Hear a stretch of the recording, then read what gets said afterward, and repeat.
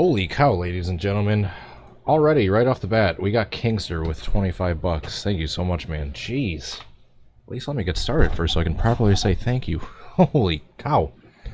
Man, what a day for racing. I don't know about you guys, but I just got done watching that Nascar Pro Invitational Series race at Homestead-Miami Speedway. And boy, oh boy, was I entertained. That was quite a fun race. Wasn't necessarily the best race per se, but the broadcast was excellent. It was super entertaining, super fun. That's the key word, fun.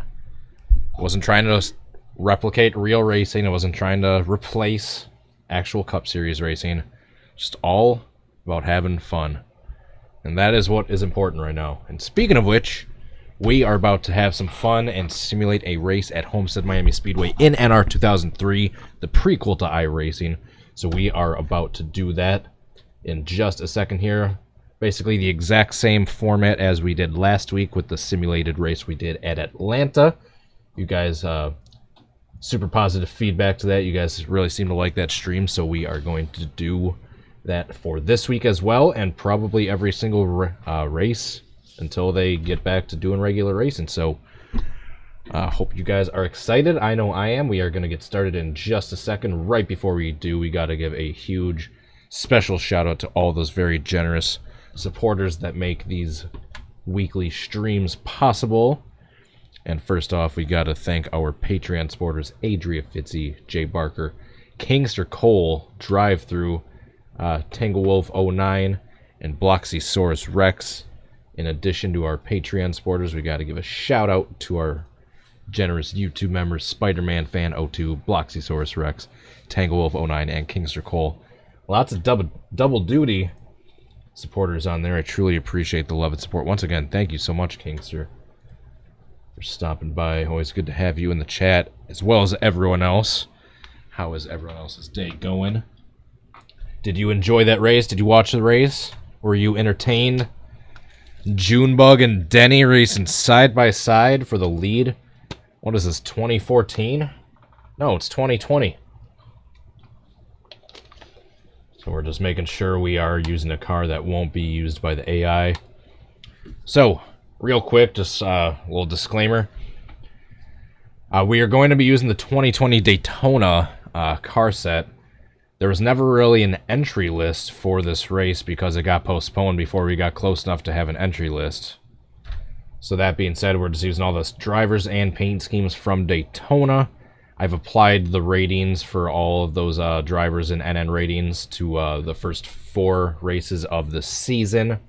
So that is where they got the ratings on. Full pace lap, double flags, double file restarts, realistic weather, 100%, 100%. Let's do this. And once again, we got the Fox ticker that we'll be using. Gamble Gaming, Charlie, Sim Racing Miscellaneous, Dale Nelson, Ethan Pennington, John Gallo, Code Ninja, Charlie Thomas. And then over on Twitch, we got Vermentium, Barrett McKay, my boy Adam, VCM. Always good to have you all here. Thank you so much for tuning in. Let's just do some practice laps here just to make sure our ticker is operational. And we got our camera controls down. Perfect.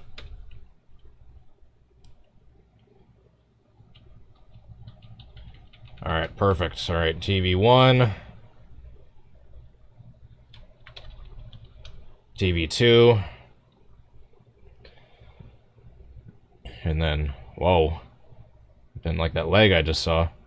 And then spectator, helicopter. We are using the day-to-night version of Homestead, by the way, so as the race progresses, it'll slowly become nighttime, so that will be a cool feature. We're using the 2019 version. You can see the final 4 graphics there in the front stretch and the paint and the infield. Alright, let's go live, shall we? So let's see the entry list. Here's the entries. Pay no attention to the 28. Here are the entries.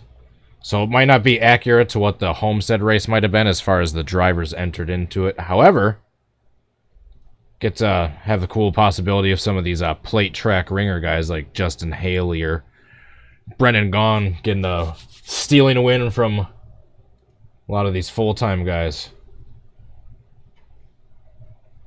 Hold on. We gotta accelerate. Here we go, till about a minute left. We can just see what the starting order looks like.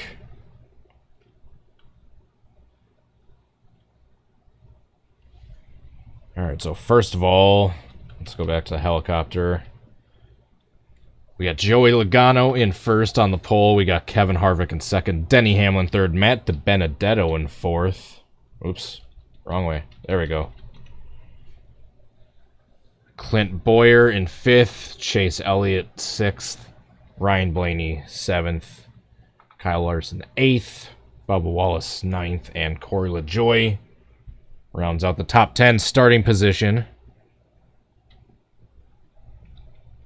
Get my camera controls set up here.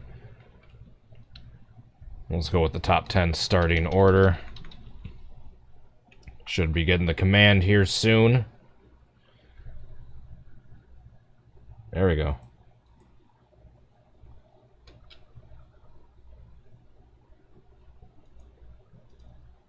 Oh my god. Kingster! Kingster! What are you doing, man?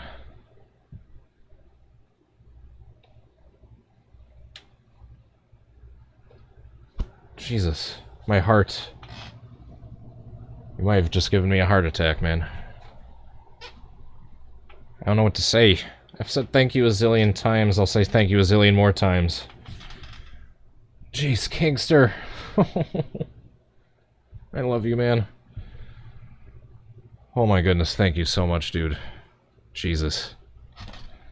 Well, this race has officially gone from the Dixie Vodka 400 to the Kingster Cole 400 because I said so. Who is that still super chatting? Kingster. It's Kingster Cole. Oh my goodness, thank you so much, man. I truly appreciate it. I hope you enjoyed the race. I hope you enjoyed the race earlier today. I hope everyone is having a great day. Enjoying their weekend. Let's wrap up this fun weekend for sim racing with some racing here at Homestead-Miami Speedway in NR2003. We are about to go green. Joey Logano on the pole in the restart zone as he accelerates through the gears. Green flag is out at Homestead. Joey Logano gets a good jump. Kevin Harvick in second. Might try to tuck in behind him, or he'll stay in the outside line. Just going to TV2 so we can get a great shot of this pack roaring down the backstretch. What a camera shot that is. And Joey Logano maintaining the lead as they enter turns 3 and 4. Let's go back to TV1. They're kind of fanning out for third. You see Clint Bowyer and Matt Dibenedetto kind of peeking, looking for any ground they can get. Joey Logano leads lap 1.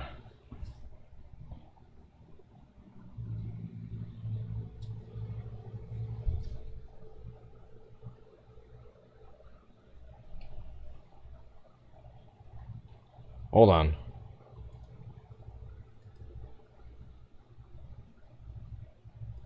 There's no sound. Hold on. I shall fix this. Why is there no sound? Properties. We should be good now. Is there sound? There we go. Huh. My audio output source reset during the middle of the race. It's not freezing for you guys. I'm just going out of the game to fix the settings. Alright, we're good now. We're live. Oops. Wrong button. There we go. Alright, we got sound. Sorry. Sorry. Technical issues. We're good now. Yeah, when I restarted my computer, it must have automatically just reset the audio output sources.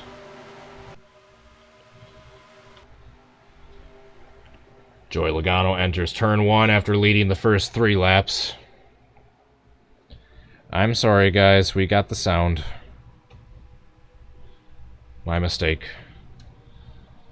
Alright, Denny Hamlin peeking, the winner of today's Nascar Pro Invitational Series race at Homestead. Just barely edging out Dale Jr. That was a heck of a finish. Here comes Denny. Hey, it's still going to be Logano at the start of the... at the start-finish line to lead that lap, as they enter into lap 5.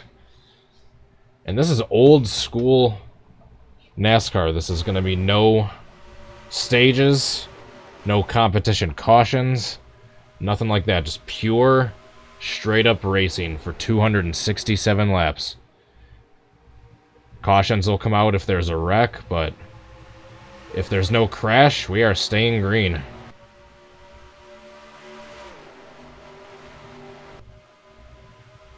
As Joey Logano is still able to maintain the lead, he's able to fend off Denny Hamlin. But Hamlin's still peeking to the inside. Let's go on the helicopter view. That should give us a great shot of these drivers and where they are in relation to one another.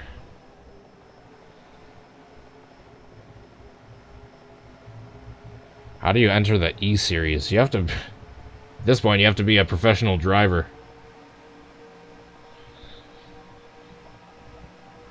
Logano, last year's champion. No, excuse me, 2 years ago. Wow, that was already 2 years ago. Kyle Busch was last year's champion. He is maintaining a strong lead over Hamlin as that outside line starts to gain an advantage the more they go on with this green flag run. Meanwhile, you can see Kevin Harvick, the closer, the winner of last week's simulation race in this NR2003 series I'm doing. Kevin Harvick gets a great run out of the corner. He dives to the inside underneath Joey Logano. Can he pull off the pass? Let's see how much grip is down there on the bottom. And Kevin Harvick, what kind of run can he get off of turn 2?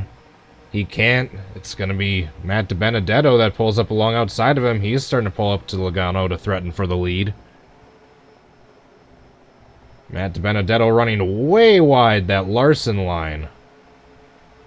Then he gets a good run, but he's going to stay tucked in behind the 22. Meanwhile, the 4 car isn't getting the best runs coming off the corner and that inside. Kevin Harvick, he's still trying to do everything he can in that bottom groove, but there's just not the grip. But here, he's got a... it looked like he had a small run coming out of the corner, but Logano able to hang on to the lead. Still Logano as we enter into lap 10, but meanwhile we are 3 wide for the lead with Dibenedetto getting a massive run coming out of the turn 4, and Dibenedetto leads that lap by 1/100th of a second. Matt Dibenedetto has that outside. He's got the advantage. He's going to get a good run going on the backstretch, and he does. Let's ride on board with Matt Dibenedetto as we are rounding turns 3 and 4 to come by this time by... oh, you can see Chase Elliott into the wall. He's able to get off. Little Homestead stripe there. We are now complete with 10 laps in this race. So Chase Elliott gets a little bit of the wall there. He's all good. He's able to keep on going. Meanwhile, we continue to ride on board with Matt Dibenedetto. He starts to pull away from the field a little bit as he gets into that open air. Matt Dibenedetto with the 3 wide pass for the lead. You love to see it. And we'll go back to TV camera as we continue to follow Matt D as he leads lap 11. Meanwhile, after this, let's look at some of the battles we got going on back further in the field. We got Kevin Harvick trying to hold off Clint, Bowyer, and Denny Hamlin for 3rd place. Got Chase Elliott right behind them, who just scraped the wall, but he should be all good. Should be no damage to that car after that small scrape. Let's go further back in the field. Driver that's always strong at Homestead-Miami Speedway, Kyle Larson, is currently running 7th position. He's got Brad Kozlowski fighting him on the outside line. Corey LaJoie having a strong run, running in the top 10 currently. What's up, Trop? Good to have you in here, buddy. Stock Car Game, Nathan CSX, The Doctor, Dale Jr. Fan 88. Always good to have you guys in the chat. So that is the top 10 at the moment as it stands. Meanwhile, let's go back up to the battle for the lead. As we can see, Logano starting to close back in to Matt Dibenedetto. He's just got that draft. He's able to close in about a tenth of a second that last lap.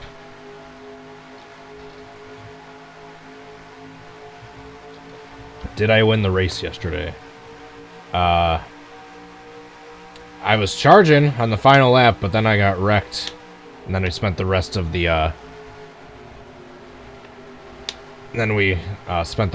the, stream wrecking and crashing and doing backwards big ones. Hamlin with a power move on the outside. He's charging towards Matty D. Oops. We got Justin Haley slow. He's a super speedway car. He's not used to these 1.5-mile tracks like this, so he's going to be going a lap down probably here in another 10-15 laps or so.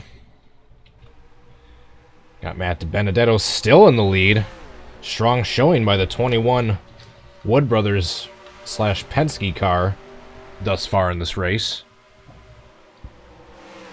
Meanwhile, we got the perennial title contenders, Denny Hamlin, Joey Logano, Kevin Harvick right behind him, all hungry to get up to the lead. We have Chase Elliott, who's still right there, even after scraping that wall just a few laps ago.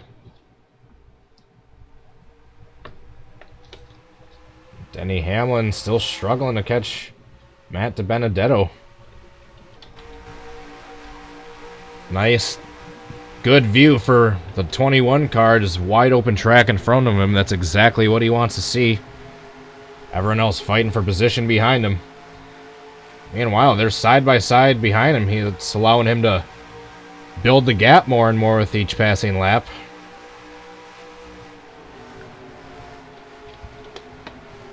Meanwhile, Denny and Logano still struggling side by side next to each other.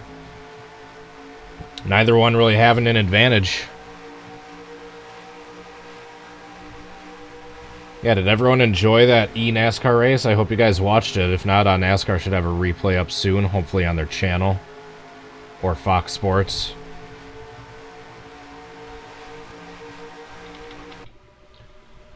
Ooh, that's a cool view. That's a cool view. Let's wait till they round... This is the pit lane cams, I believe. Great wide shot of the cars racing down the front stretch. You can see that front group of about 15 or so cars starting to build its own separate pack. Then everyone else behind them, and then we got a couple stragglers. Meanwhile, we are 3 wide for third place as we have Clint Bowyer making a move on the outside and Kevin Harvick making a move on the inside of Joey Logano. Got some great racing thus far. But just keep in mind, we got that slow car of Justin Haley, usually a super speedway package car. Not necessarily built for this type of racing, so he is slow and off the pace. They will be passing him to lap him in probably 10 laps, if I had to guess. They're doing a re-air of the race. That's cool. The esports race. Yeah, we got this top to 15 just pulling away. How many cars are in this lead pack? 16. Still led by Matt Dibenedetto. Meanwhile, Clint Bowyer has made his way up to second position. And they are 3 wide for fourth place. Oops. Wrong button. Wrong button. Pardon my director, oopsie. We've got Chase Elliott. We'll go on board with him in this outside line, trying to see if he can slingshot around Harvick here in the outside to take away the 5th spot from him. On board with Chase Elliott. And you can see as we're already almost 10 laps, or 10% into this race once we get to around the lap 26 mark. You can see the sky just starting to get ever so darker. We're in the day-to-night version of this track that's got to change the driving conditions as we go on with this race. So we go on back to the Goodyear helicopter. Can't say blimp because you can hear the rotor from the helicopter.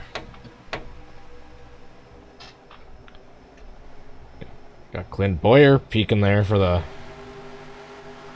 top spot. Clint Bowyer's hungry.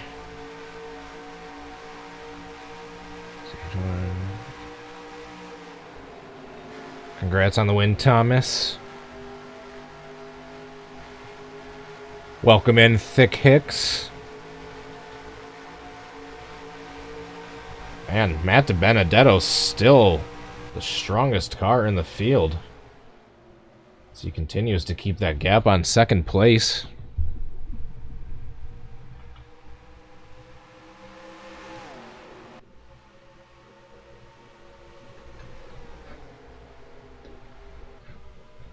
Start of lap 24. That top 16 are still in one big pack for the lead.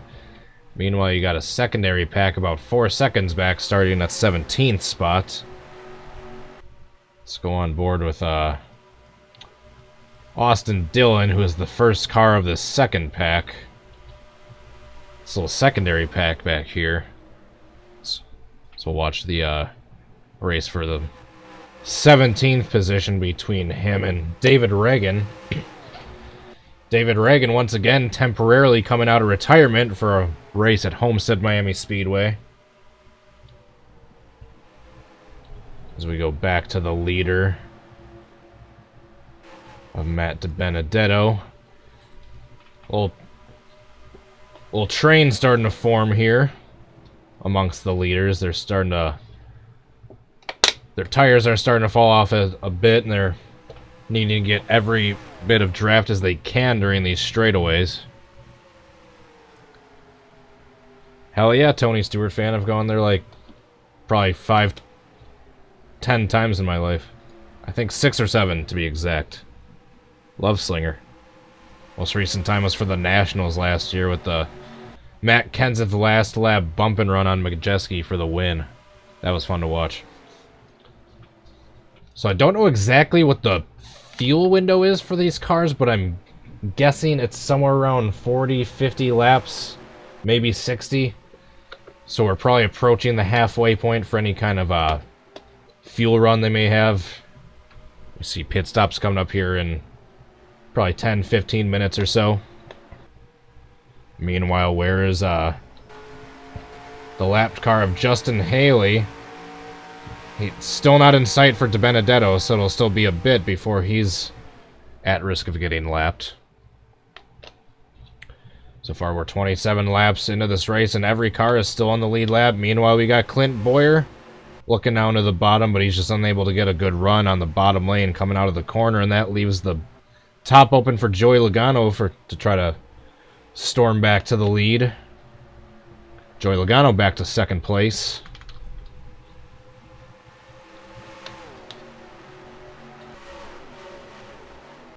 Here you can see the difference between those main two packs. After that second pack, there's kind of a bunch of stragglers just from there on back to the rear of the field. So we're officially 10% complete with this race already. This is a 400-mile race versus a 500-mile race like we did last week, so this one should be a little bit shorter. Meanwhile, no one's able to get Dibenedetto. The Penske cars are running strong right now. We got the Wood Brothers car with Penske help running first right now, and then we got 2 other Penske cars running second and third. Ryan Blaney, the third Penske car, is all the way back in 23rd, so while the rest of his teammates are excelling right now, he is struggling to crack the top 20. Still just absolute domination for Matt Dibenedetto. Can he rebound after being oh so close to the win at Bristol in the Cup Series last year for the night race? Oh so close to getting the win a few weeks later at Road America in the Xfinity Series. Can he finally get that elusive career win here at Homestead-Miami Speedway for the Kingster Cole 400?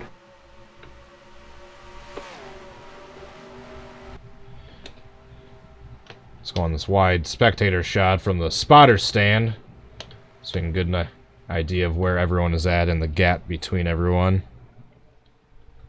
So we got Two teammates here battling for second position.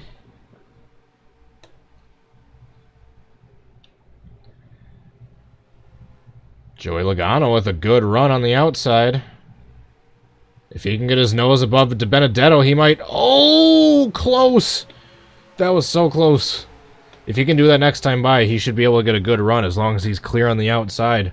Just Dibenedetto started to come up and squeezed him right when he was going to have that run on the outside and had to force them to check up and get on the brakes. We'll stay on this camera shot because this gives us a great idea of the runs they're able to get down the straightaways.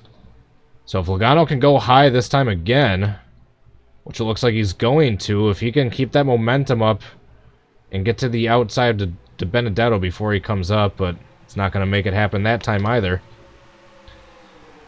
So we've got Ricky Stenhouse Jr. trying to crack the top 5. Stenhouse, his first year, his new ride, his new team with JTG Darty Motorsports Racing, whatever the technical official name is. He's been having a strong year so far.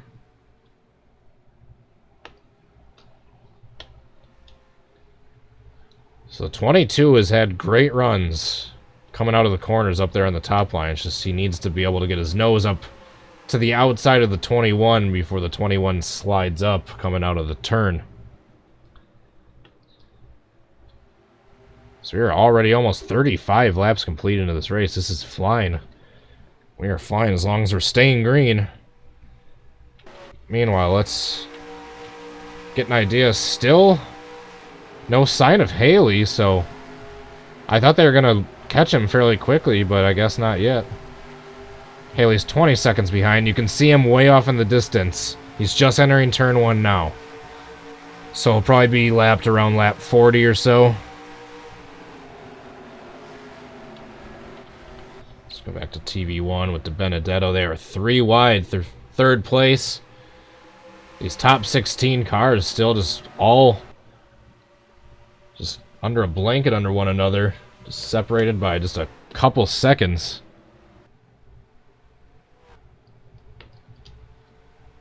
Chase Elliott is just out of nowhere moved up to second through that big cluster of cars.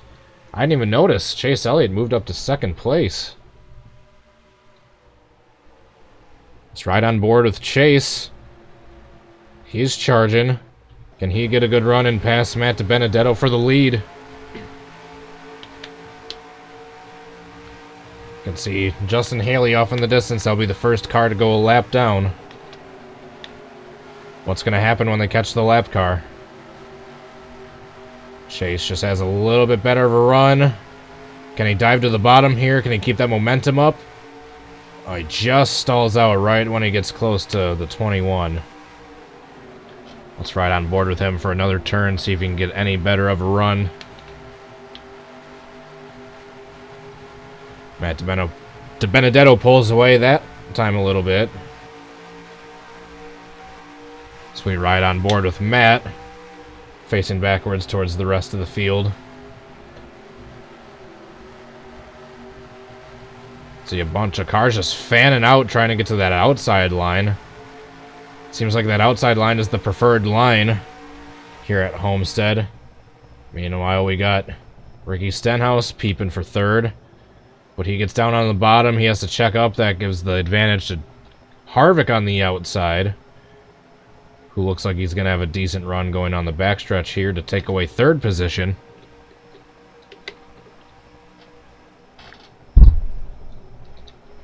So Hamlin, a strong car, kind of falling back. He's struggling to stay in the top 10 now.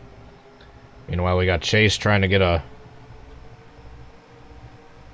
run going down the front stretch to try to catch back up to Matt Dibenedetto. They're probably a couple laps away from lapping Justin Haley here, so you can hear him in the foreground. I'm assuming we're probably about 20 laps or so away from green flag pit stops. I think the fuel window's about 60-ish laps. I don't know for certain. But we're coming up on a lapper. It's going to cause all sorts of problems probably here for this pack once they try to navigate him. Start of lap 40.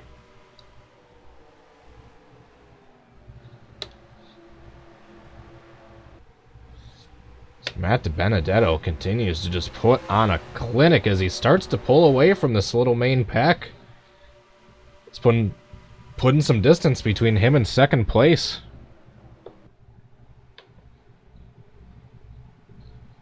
Matt Dibenedetto, he sees Justin Haley out of his windshield, knowing that he's going to have to work his way around this lap car sometime in these next couple laps.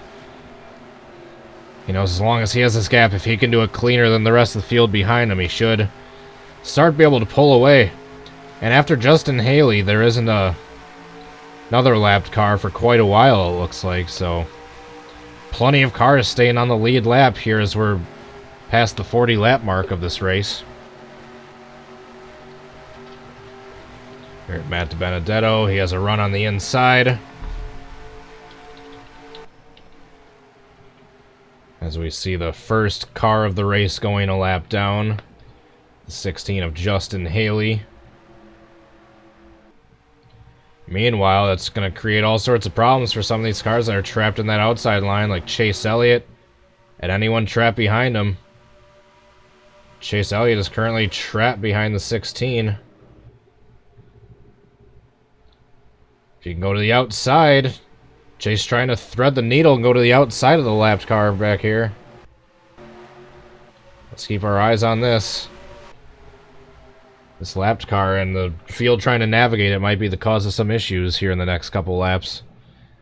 As Chase is able to cleanly get by the 16, as it looks Brad Kozlowski will as well. Chris Buescher in the 17 up into the top 5. Gets a good run going on the backstretch to try to get in front of the lapped car. Meanwhile, Kevin Harvick is starting to close in on Matt Dibenedetto. Start of lap 44. Number 4 is looking to take away the top spots.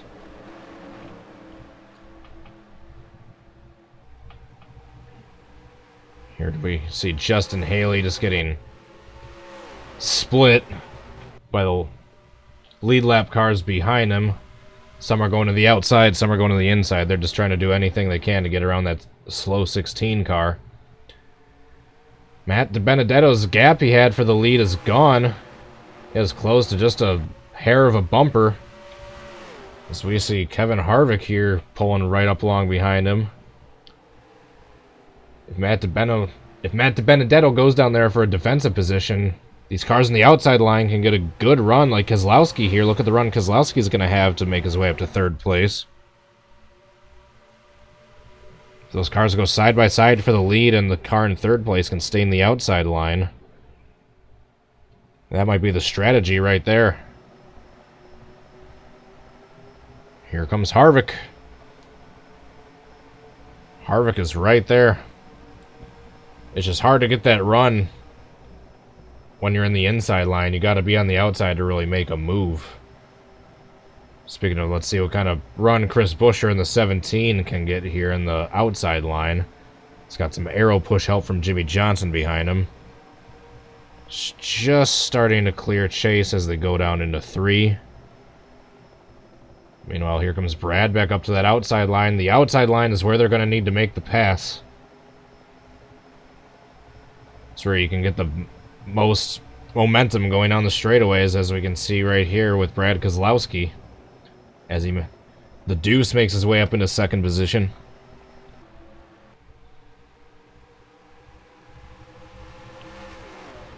Brad looks like he's going to have a good run here and probably clear Harvick. Or at least get a big edge over him. So if Brad can stay in this outside line, if Matt Dibenedetto keeps kind of going in the middle like that, one of these times you should be able to slip by him on the outside and just get his bumper underneath him. So we can see 7-time Jimmy Johnson worked his way up into 4th place.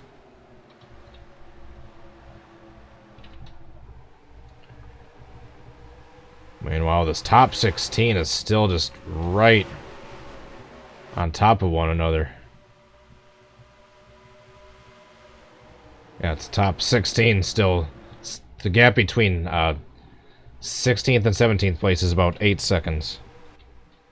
Meanwhile, you can see Kozlowski trying to get that run on the outside. He has to check up before he's able to. So you can see him roar down the front stretch. There's the gap between that first pack and the second pack.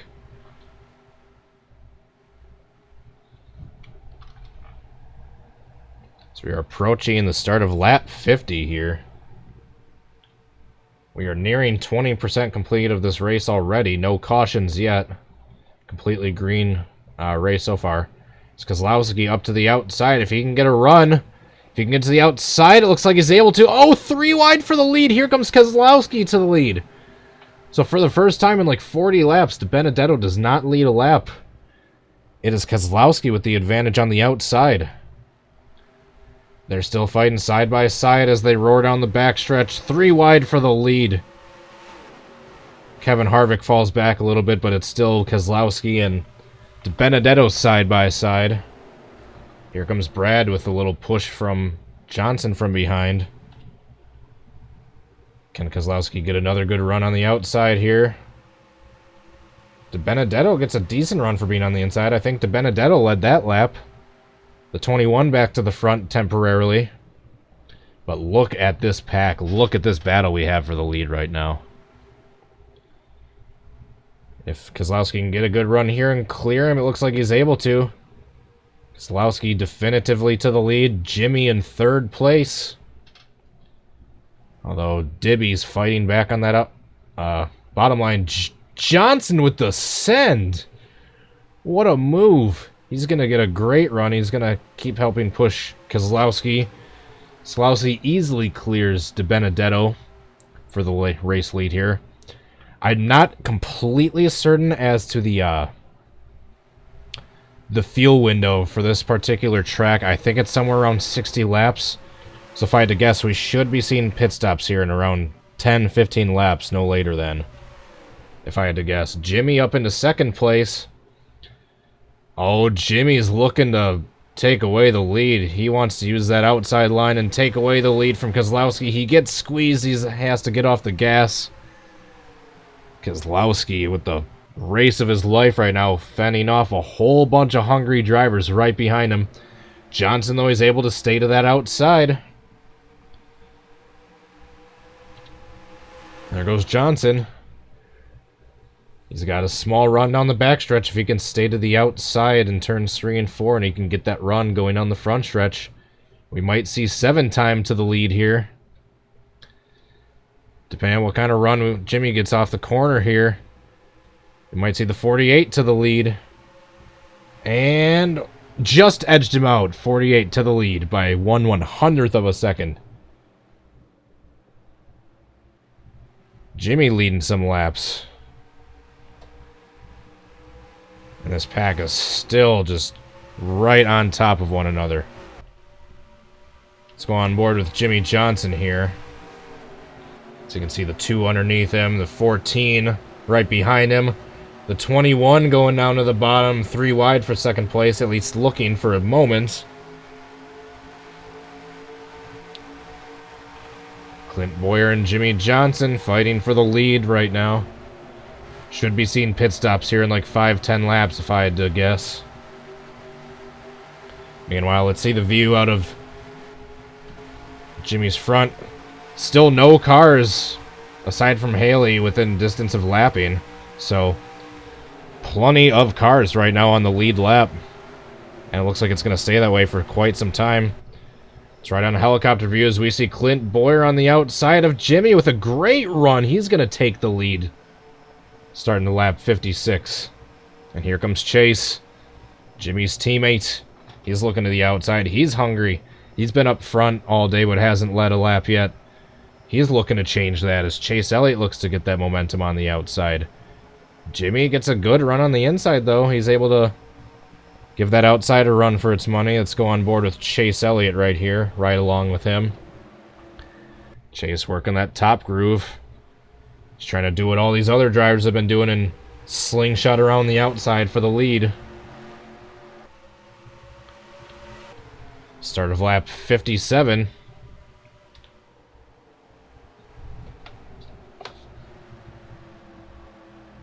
This race is flying by already. These drivers are just pushing everything they got. Just pushing everything to the limits. And Bowyer continues to lead. Chase Elliott, he's looking to get that advantage around the outside. Here comes Chase. So he tries to slingshot around the outside. Will Chase lead a lap? He does. Chase Elliott to the lead. Most favorite driver. The most popular driver. They are just 2 by 3, just basically the whole way through the pack. Look at that. That is still the lead pack right there. Nearly 60 laps into a green flag run and having split a lapped car. Just the aero and the drafting is insane for these cars. Matt Dibenedetto, who led 40 something laps earlier, he is looking to get back to the lead. So we see Elliott trying to fend off 2 hungry drivers right behind him. Not 2 hungry drivers, that was a whole bunch of hungry drivers right behind him.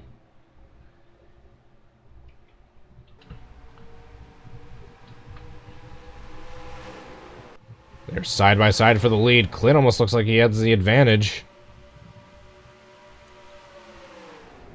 Still Chase on the outside. That outside line has definitely been the advantage so far today. Can Elliott get another good run on the outside? He will lead another lap. That one was a little bit closer, but he led another lap nonetheless.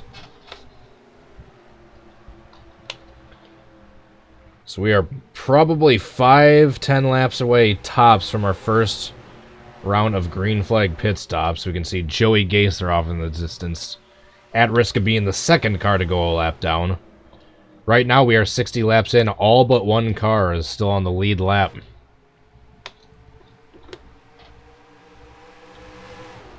Still have an insane battle going on up front.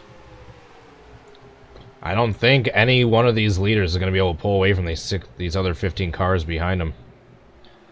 Bubba Wallace in 16th. He has kind of fallen away from this pack just a little bit. He's between the 2 major packs. Is Bubba. He's kind of right here in no man's land. Let's go on board with Bubba.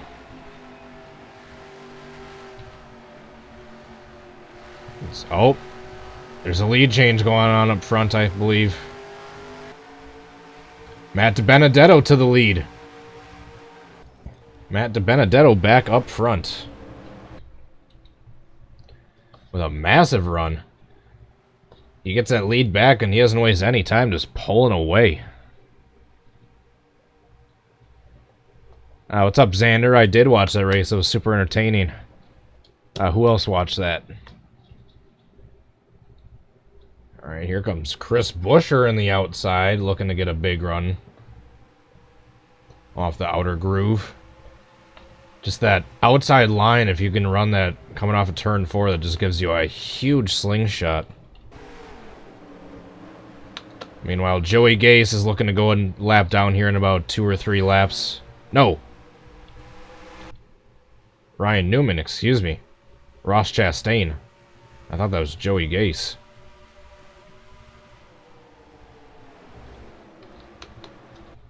So Dibenedetto with a huge lead right now. Can't imagine it'll be too much longer before we start seeing pit stops.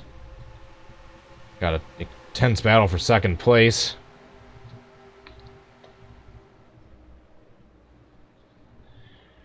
Well, anyone that complained or didn't like how many cautions there were in that last race, you came to the right race.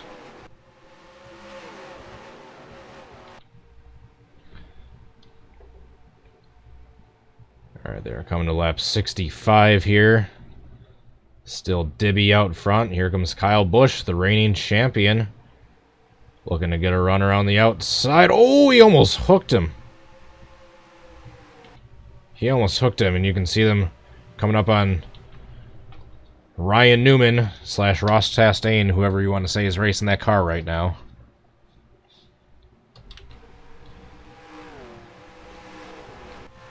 Still 15 cars right on top of one another in that lead pack. Corey LaJoie in 15th place, just starting to break away a little bit.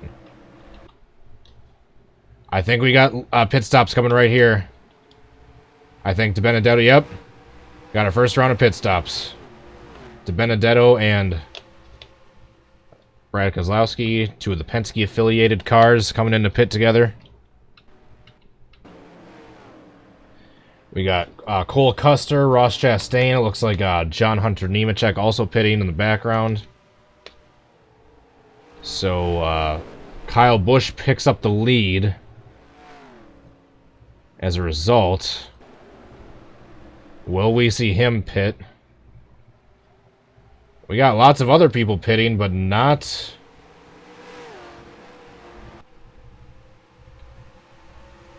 Kyle Busch. They all kind of checked up back there, trying to look at this cluster that Jimmy Johnson's in right now.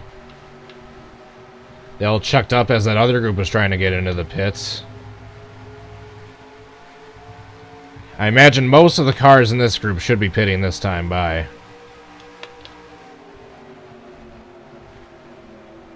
Should see some start to get to the bottom, start checking up. Yep. Yep, Kyle Busch, lots of leaders pitting here. Only 4 stayed out. Only 4 stayed out of that lead pack. The 42 is leading.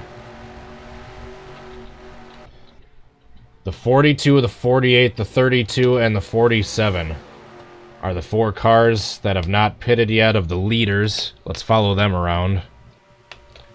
I can't imagine they will stay out past this lap. It looks like they're all checking up here, yep. So let's see if staying out gave them an advantage at all. So we can see all the activity happen on pit road here. Kyle Busch racing off. There's Denny Hamlin, Almirola. This is the best shot for the what's all going on pit road. Meanwhile, here's our leader. Kyle Larson is currently pitting. I don't know where everyone's going to filter out, so we'll just follow along with him at the moment and see where everyone filters out once the pit stops are done. More cars racing off the pits. Here comes Jimmy. Jimmy, a way better pit stop than Kyle Larson.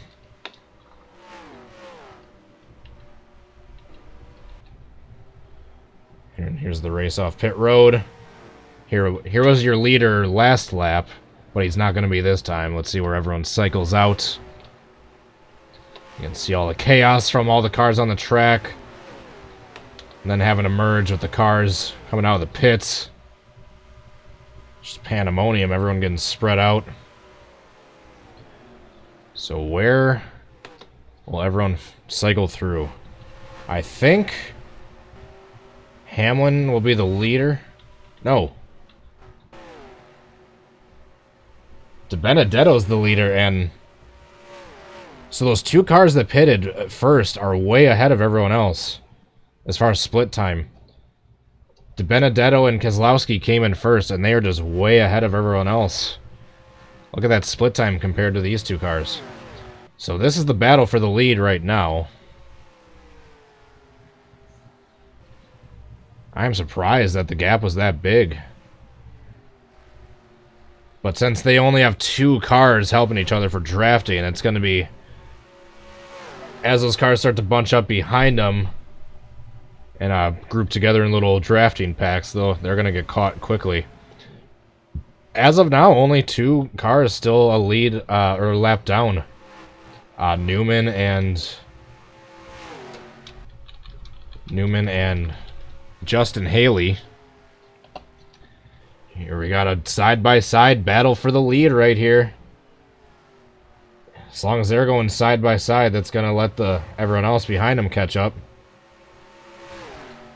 So here we got first and second, and then behind them, we've got 3 cars close together for third place. Chase Elliott, Bowman, and Kyle Busch. Ryan Newman is a lap down. So here's the battle for the lead. Riding on board with Matt Dibenedetto as he tries to fend off Brad Keselowski. Right now, the inside line might just have a slight advantage with these fresh tires, but as the runs go on, it definitely becomes that outside line that gets the advantage. Brad Keselowski looking to see if he can do anything on the inside. He's not able to get the good run on the bottom lane, but he's still got his nose underneath him. If he can use that momentum and try to make a pass on the bottom of turns 1 and 2. Great camera shot on board with Matt Dibenedetto right now.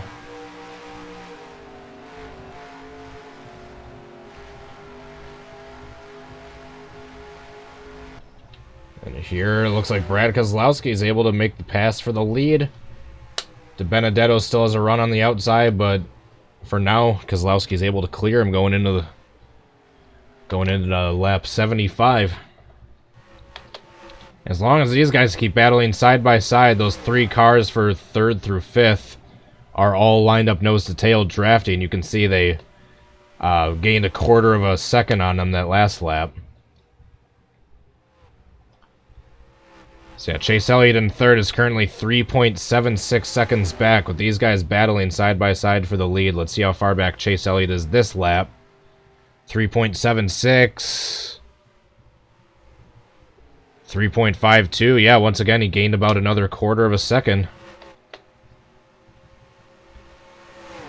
As these guys are battling side by side for the lead. Still. You can see those cars all lined up nose to tail behind them. Ever slowly starting to gain that ground back towards the leaders. So as long as we got this crazy battle for the lead going on right now, side by side, lap after lap after lap, everyone behind them will be able to start tracking them down. 3.27. So in 3 laps, the 9 car has gone from 4.02 seconds back to 3.27. So just like I said, he's gaining about a 1/4 of a second per lap. Are those 3 cars lined up nose to tail for 3rd through 5th. Brad Keselowski still giving Matt Dibenedetto a run for his money. As long as these guys are side by side, that's allowing everyone else to start catching. 3.14. They're still gaining. As is everyone else behind them. You saw that pack of those cars like from 6th on back. They went from around 7 seconds back to around 6 seconds back this last lap around. So let's go on board with the 10 car. Yeah, this big group of cars right here. As long as they stay in a drafting line, they'll be catching the leaders. So Almirola right here, he was 6.4 seconds back last lap around. With this drafting help, he was 6.2 seconds back. So it wasn't as much of a difference that time, but they are still gaining. As long as all these cars are out drafting, and these 2 are by themselves, essentially, it's allowing other people to catch up. Matt Dibenedetto still just edging Keselowski out for the lead. You can see a big group of cars up there that are at risk of going a lap down, but as long as they're drafting with each other, they're probably doing decently comparable to the leader's speed. See, Kyle Busch is less than 3 seconds back now. And you can see the rest of the field. Man, just pitting 1 lap earlier from those rest of the cars just did that much better strategy. I wouldn't have expected that. I mean, maybe because they were able to get down early and didn't have to check up for anyone at all. I don't know. That's just crazy. I think that just 1 or 2 laps difference in pitting gave them that much of a difference in on-track time. Oh, the 10 is now 5 seconds back. 5.5.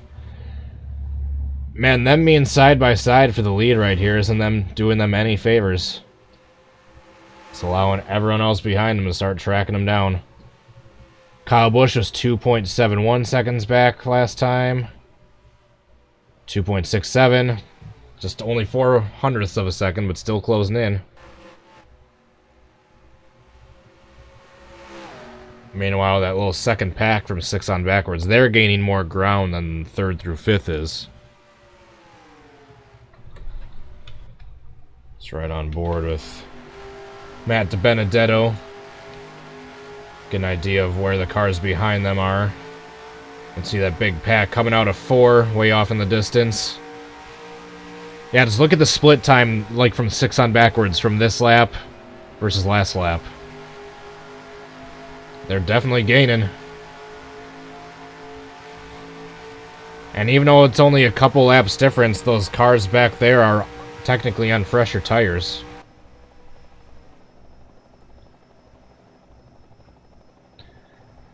Beam MX, how do I get that overlay? That link I have down below that says updated ticker. Just download that updated UIE enhancements, or the UIE updates, whatever it's called.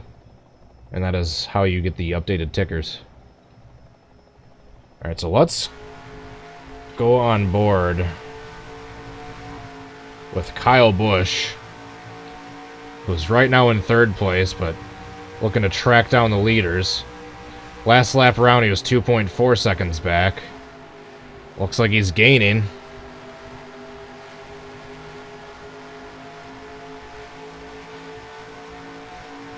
See where he is this time. 2.4 seconds last lap. 2.36. So even if it's not much, he's gaining every lap. So is everyone else. And meanwhile, back in 6th place is Almirola. You can see where he is. The leaders are now just entering turn 3 right now. You can see those 2 cars up there are the leaders. God, my hands are super dry from washing them constantly in dry weather. Matt Dibenedetto continuing to just lead lap after lap in this race. And Matt Kenseth's trying to challenge underneath him. That's just making them lose ground to the rest of the top 5 cars that much quicker. What a battle, though. I mean, you're worried about the top 2 being too far away from the rest of the field. Well, they've been side by side basically the entire time. And he is... Brad Kozlowski clears him that time. Kyle Busch is less than 2 seconds back. You can see the rear cam of these 2 leaders. You can see everyone else starting to close back in.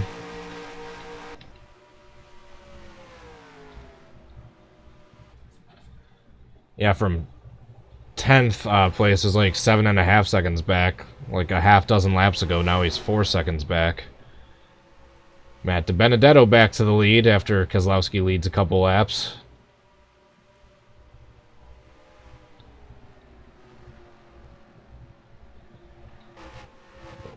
They are still side by side. You can see those lap traffic, those lap cars up ahead that trying to stay in a group, stay drafting together to stay ahead of these leaders. Doing everything they can to avoid going a lap down. You can hear them off in the foreground. So the battle for the lead still rages on. But they might have a few more people joining them for the battle for the lead here shortly. As we have Kyle Busch, Alex Bowman, and Chase Elliott quickly closing in on this lead pair.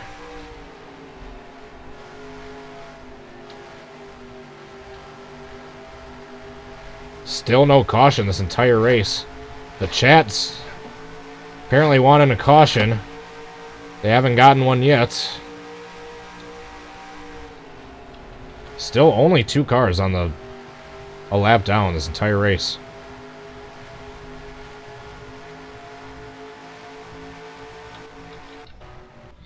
You can see 3rd through 5th within camera shot now. They are closing in. And once the rest of these cars kind of catch this lead pack, they're going to be catching those lap cars way quicker because the leaders are going to have a lot more drafting help than they currently do. Kyle Busch is officially a second back. He's worked his way from like 4 seconds back to 1 second. I don't know if it's the tires creating that much difference or because they have more drafting help, but I don't know. All I know is that all these cars behind the leaders are catching. They are gaining. Matt Dibenedetto has just led an extraordinary amount of laps this race. But for how long? He's going to have more company than just Kozlowski here soon.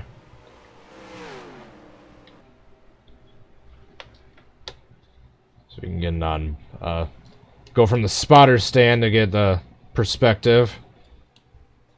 From this tight of a camera view, once you see the 18 start creeping in, you know he's really going to be challenging then for the lead. And Kozlowski's still just sticking his nose down as long as they're going kind of side by side like that. That's allowing Kyle Busch to close in. Oh, Kyle Busch went from 9/10 of a second to 5/10 of a second. He gained 4/10 in that last lap. Let's go chase cam, rear cam.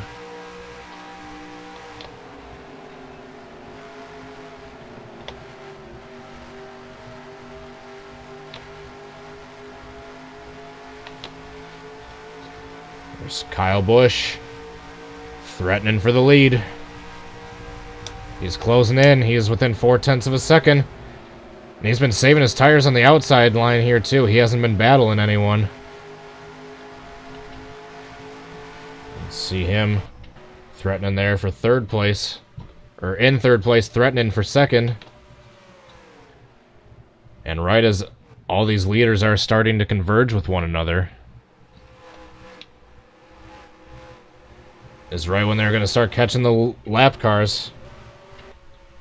Here comes Kyle Busch looking for second place over his former rival, Brad Keselowski. And he is not quite able to clear Brad Kozlowski, able to get that run on the back stretch on the outside. Oops, wrong button.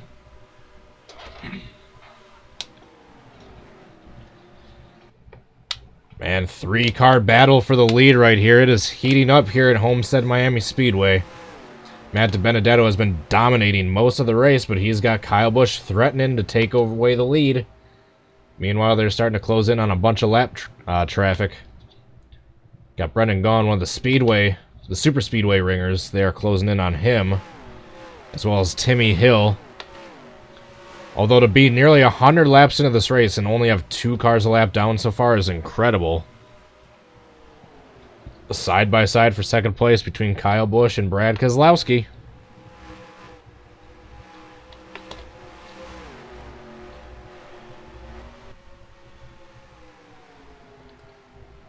They're still side-by-side. As long as they're side-by-side, Matt Dibenedetto can kind of fend off second and third place. Kyle Busch just needs to clear Kozlowski to be able to get up to the outside, but he can't clear him. Even though he's got slightly fresher tires than Kozlowski, he's unable to get to the outside to make that pass. You can say they're coming up on lap traffic. Here comes Brendan Gaughan.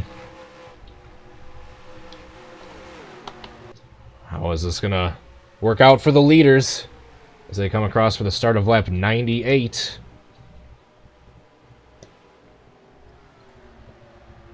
Three cars under a blanket. We got Bowman lurking in 4th place. We got Chase Elliott back there in 5th. Got a whole gaggle of cars still using each other's draft to close down the leaders. Bubba going an additional lap down there. Oh no, Bubba up to... Never mind, I thought Bubba was a lap down, excuse me. Bubba's up to 9th. He was in between those two packs. But now Bubba's up to 9th. Meanwhile, you can see Dibenedetto's starting to navigate this lap traffic.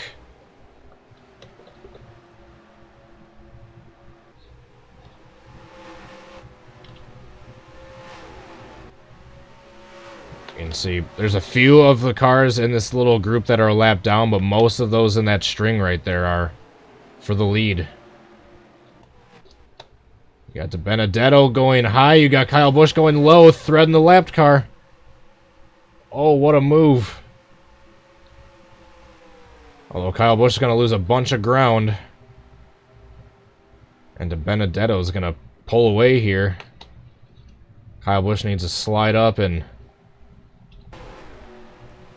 get up in front of Timmy Hill. Bowman's creeped up into third place, navigating this lap traffic.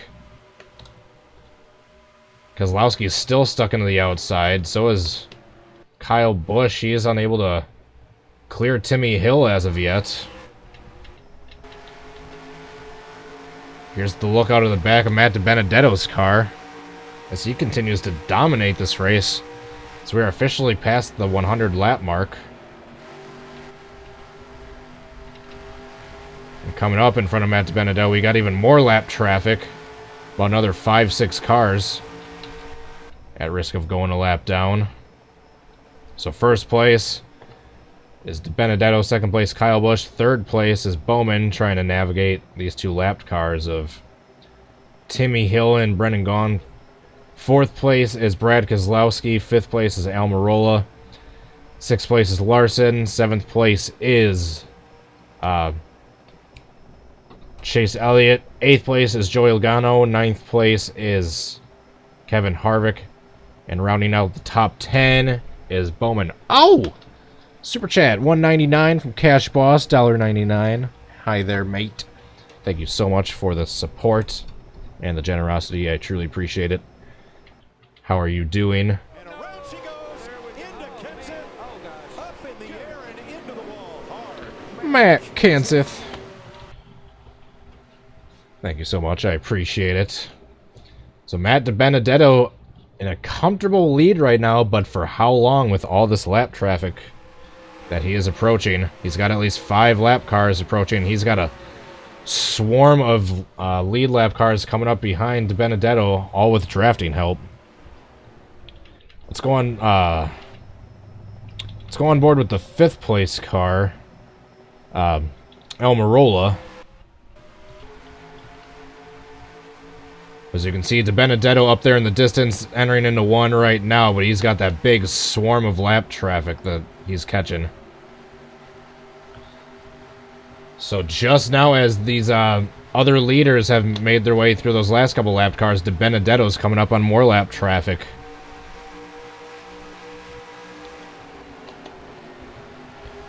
How is he going to navigate this? 3 wide lap traffic in front of him. That is the last thing the leader wants to see when he's trying to pull away. On, there we go. There's the camera view I wanted.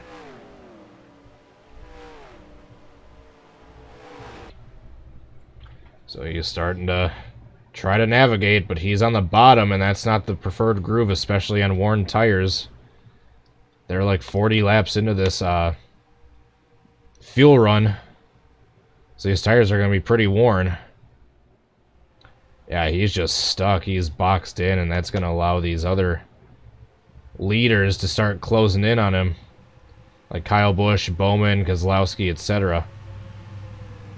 Oh, he's going to try to go way down to the bottom, 3 wide, but that's just going to kill his momentum unless he can clear them. I don't know if he's going to be able to.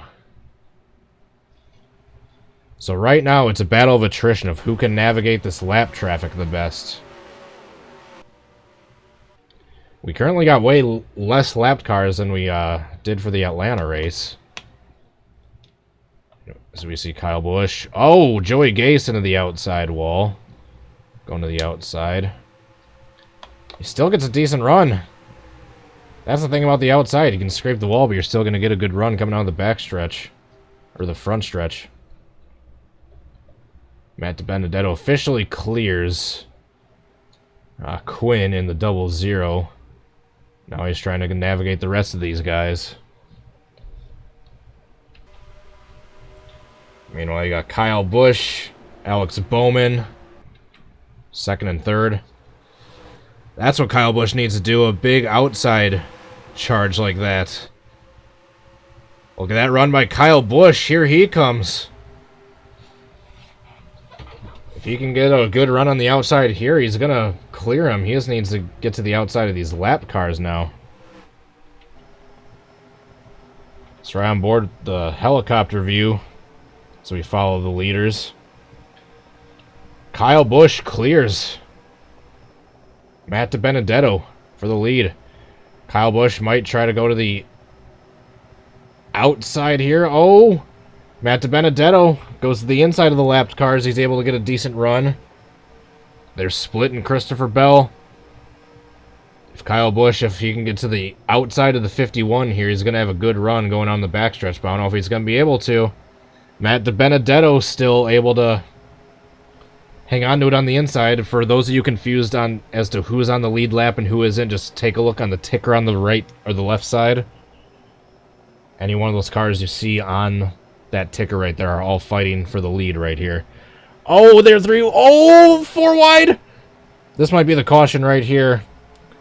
All these cars trying to navigate the lap traffic. I have a feeling this isn't going to end well. I have a feeling this isn't going to end well. You can see the 21 and the 18 still are the furthest up front most cars navigating this swarm of lap traffic. Let's see, Dibenedetto, as he's trying to clear Justin Haley. Oh, the 36 into the wall. He's going to slow up the cars behind him. They are 4 wide back here. They're 4 wide temporarily. Alright, and Alex Bowman is starting to navigate most of the traffic. Justin Haley officially went 2 laps down with that pass.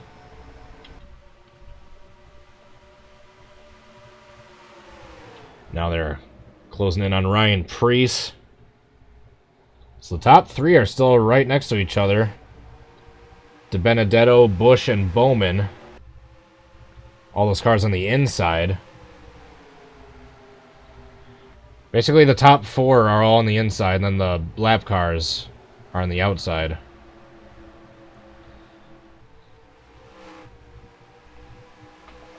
Matt Dibenedetto absolutely just putting on a clinic for the majority of this race. He's trying to clear this lap traffic, which has been arguably the biggest obstacle of the race thus far. Can hear a couple more lap cars that are closing in on. Meanwhile, we got Kyle Busch looking to the bottom, but he's not going to get a good run. Dibenedetto can't get a good run to clear Ryan Preece either, since he's stuck down on the bottom. We are nearly 115 laps into this race, still no caution. And there are still 31 cars on the lead lap when we've been green the entire time. He's just got one more lapped car he needs to get past if he wants to start pulling away. But Bowman into second. Don't look now, but put Alex Bowman into second place. It's right on board with the showman. As Dibenedetto is still trying to get around this lap car of the 37. I think we should have the second round of pit stops here in about 10 or 15 laps if we stay green. And if this race is anything like last race, the majority of the cautions came while we were under the green flag pit stop cycle. Alex Bowman trying to get to the outside here. Just trying to get a good run. Dibenedetto going to the inside. He's just unable to make the pass on the lap cars on the inside on these worn tires. That's going to leave this outside run for Bowman. Bowman and Busch are side by side for the lead. Here comes, for second place, excuse me. And here comes Bowman. Looking for the lead. Just this 36, or 7, excuse me, is still a lap down. Mostly everyone else has worked their way through that lap traffic, but the 37 is a lap down right here. Correction, he's the last car on the lead lap fighting to avoid going a lap down. As the spotter stand point of view gives us a great shot of the runs these cars are able to get on the straightaways. Here's the side-by-side battle for the lead. Bowman and Dibenedetto. If Bowman can get around the 37 here on the outside, he should be gone. Looks like he's got to run. There he goes. Dibenedetto stuck behind the lap car, and Bowman is gone on the outside. It just took able to get some cars up on the outside of that 37, and everyone's able to pass him up there now. Here comes the 22 of Logano, who led a couple laps earlier in this race, and now he's back in the lead, or near the lead.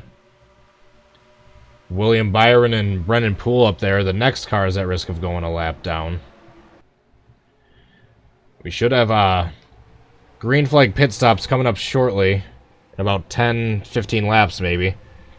Joey Logano around the outside for the lead. We got just lead changes galore going on right now. You love to see it.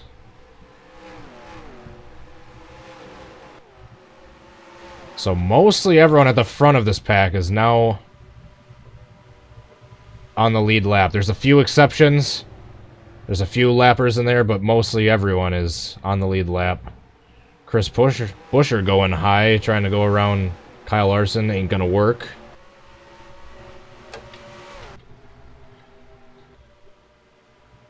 You have William Byron, the next car at risk of going a lap down. He is currently sitting 30th position. After Byron and Brennan Poole, I don't think there should be any more cars going a lap down before we reach the next round of pit stops.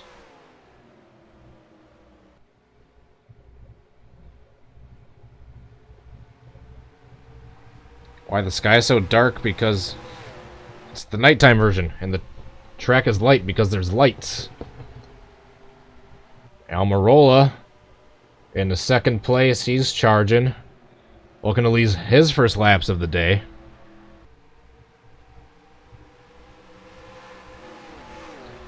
This race actually did start during the day. This is the day to night version.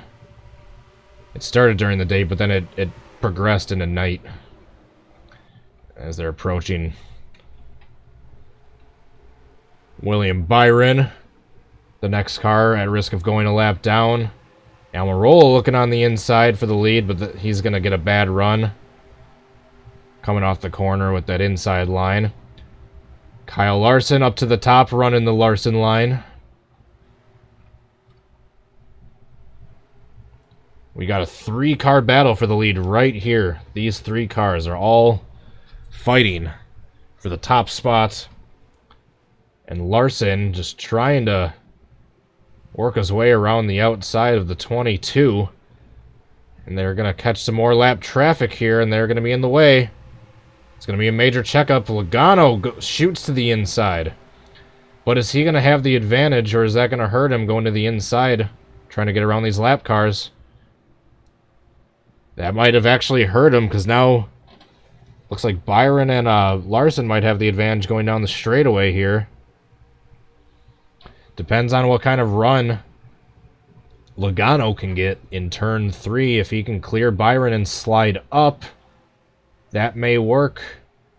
Oh, look at Larson going to the outside of Byron. What a move. So here you have second place, trying to track down Logano in the lead. Larson trying to work that outside magic. Larson trying to work that outside magic. If he can get his nose on the outside of the 22 here, that might work. That might work. If he can get his nose on the outside of the 22 coming off the corner here. Oh, they're trying to split the lapper. They're trying to split the lapper. If Larson can get to the outside of the 15. Although, I don't know. Looks like the outside's going to have the advantage going down the back straightaway. If Larson can get to the outside of the 15. If Larson can get to the outside of the 15, he will be gone for the lead. Look at that. And he takes off. He's got lap traffic separating him and the leaders behind him. Larson looking to build a nice clean lead here before they get to the next round of green flag pit stops. The 24 and the 15 in that group are a lap down. Everyone else, for the most part, is on the lead lap. The 42 just pulling away. Joey Logano doing everything he can to try to get past the 24 and the 15. He's past the 15. Now he just needs to get past the 24. Meanwhile, Larson building a big lead. Should see the next round of pit stops here in about 5-10 laps, I'd guess. Let's look on board, looking back to see the lead pack from Larson's perspective.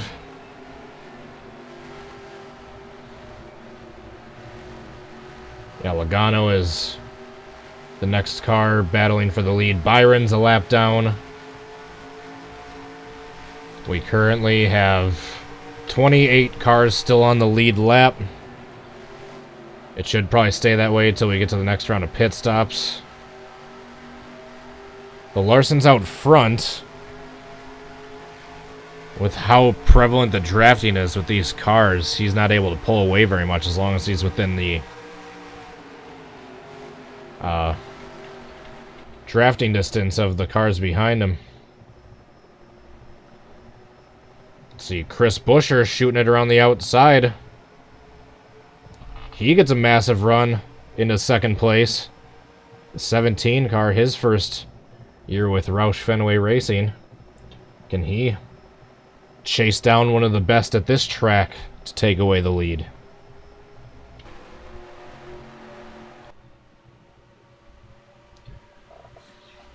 So the race at Atlanta, most of the cautions came during the green flag pit stops.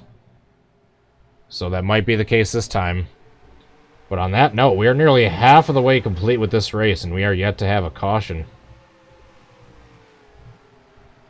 Oh, Larson's advantage is gone now that they're clearing the lappers for the most part. He is starting to get caught from the draft.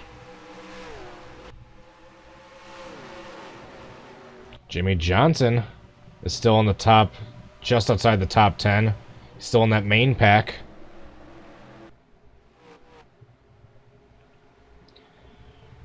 Chris Buescher, he's got the outside right there. He's going to have a big advantage.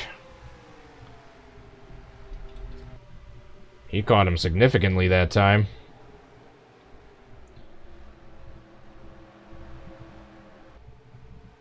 So if we can go like another 5 laps before they need their next pit stop, they should be able to make it on only one more after that.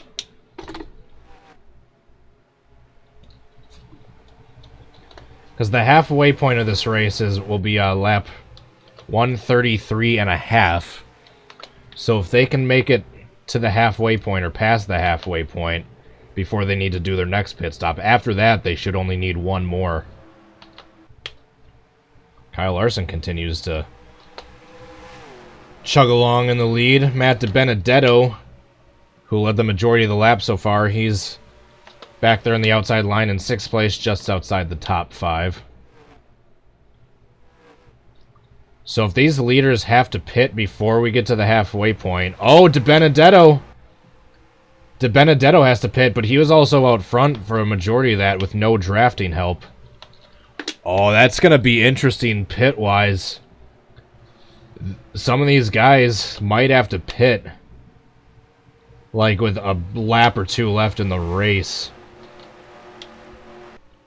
Because they need to go one more complete lap before they're to the halfway point. So if we start seeing leaders coming in here now, that's going to shake things up for the grand scheme of things for the pit stops. Keselowski into the pits. So mainly the cars coming in right now are only ones that didn't have any drafting help. So lap 33 and a half will be next time by. This is the start of lap 33. So the only cars pitting still are just those 2 cars that were out front that did not have any drafting help. Some cars are coming to the pits, so this lead pack, since they're all drafting with each other, they're officially past the halfway point now. Technically, once they get to the backstretch, they'll be past the halfway point. So yeah, these cars in the lead should be able to make it on just one more pit stop. It's gonna be close, though. We got a whole bunch of cars coming into the pits right here.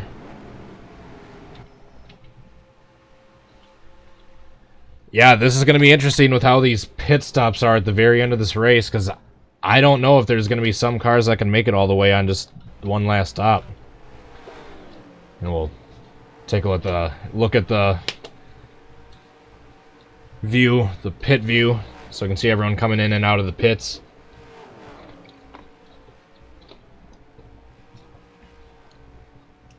So once again, those Penske cars, Brad and Dibenedetto, it kind of helped them initially, but they had to pit early on because they had no drafting help. So they might have to do one extra pit stop compared to everyone else. I'll be curious to see how that long-term strategy is helping them now in where they come out, where they cycle out through this round of green flag stops. If they're back to the front again, or if they fall behind a little bit. But here comes our leader into the pits. Kyle Larson into the pits at the end of lap 136. So he should easily be able to make it on fuel. Uh-oh, he might have trouble here. Oh, there we go. He's good. I thought he was going to get hooked up by Brendan Gaughan. Alright, so he stayed out the longest. Let's see where that helps him long term once he cycles out. As we ride on board with Kyle Larson during this round of pit stops.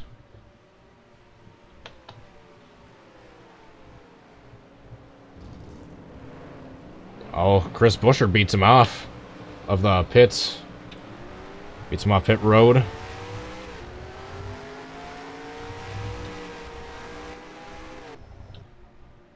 Alright, so where will he cycle out once everything's said and done? There's a lot of those lead lap cars. Jimmy Johnson, Kyle Busch, he's losing a lot of ground, so staying out is not your friend unless it's going to help you make only one pit stop through the rest of the race. All these other cars, like these guys, I think are the leaders. Actually, Logano might be the leader, I think. Nope. Still, Dibenedetto with the strategy of the race. Dibenedetto with the super quick pit stops, but he pitted early, so he might have to do one more pit stop than everyone else. We'll have to see. Yeah, this is interesting. As we are well past the halfway point now. So we have major strategy going on here. Still, we got 24 cars on the lead lap. So for a race that's been green for 140 laps, to still have 24 car laps on the lead lap, it's pretty good.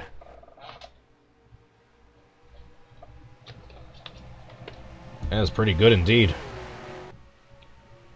Yeah, Dibenedetto is in first. Second place is Brad, nearly 4 seconds back. But let's look at the split time. 4.3 seconds back last time, 4.8. Wow. Matt's pulling away. So Matt has the car of the race, and it could give him the victory, but only if he's able to go the rest of the race with only making one more pit stop. That's a big if. That is a big, big if. So Matt currently in with a bunch of lap traffic, starting to pull away.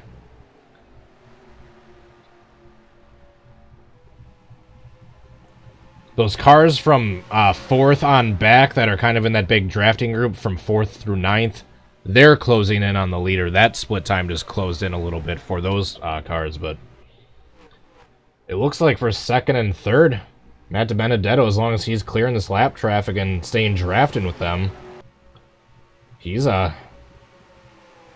the car to beat right now. And like we did last time, I think we're going to take a break here near the halfway point. Since we are past the halfway point, I'm probably going to take a break here shortly. Just run to the bathroom real quick. That's basically all I need to do. So, I'm going to run to the restroom real quick. I will keep the camera on Matt Dibenedetto. I'll keep the ticker up. You guys can see what all the standings are.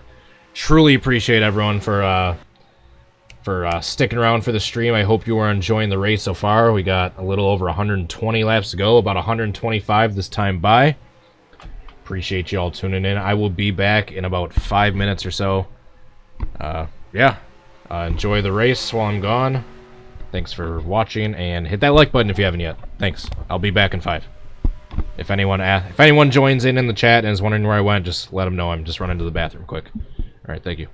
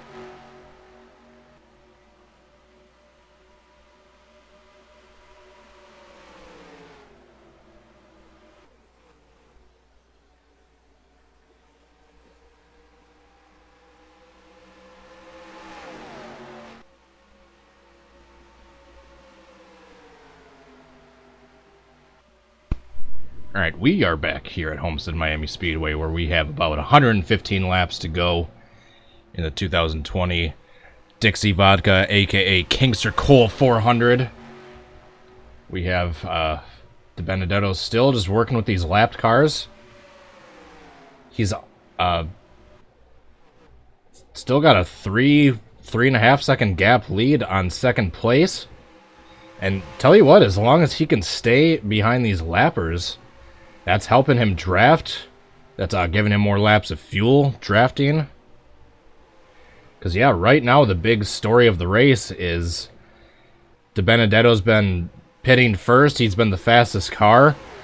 But has he been pitting a little too early to where he'll won't be able to make that last stretch, that last green flag run last till the end of the race if he... Hopefully he won't need to pit again. Yeah, 2nd through 9th have been steadily catching him. We are still caution-free. Has there ever been a caution-free race at Homestead-Miami Speedway? You can see that big cluster of cars coming on up. That is all the leaders. They're gaining on him. The big story is, can he make it on just one more stop? Will he have to pit a second time, or can he make it on just a single stop to the end of the race?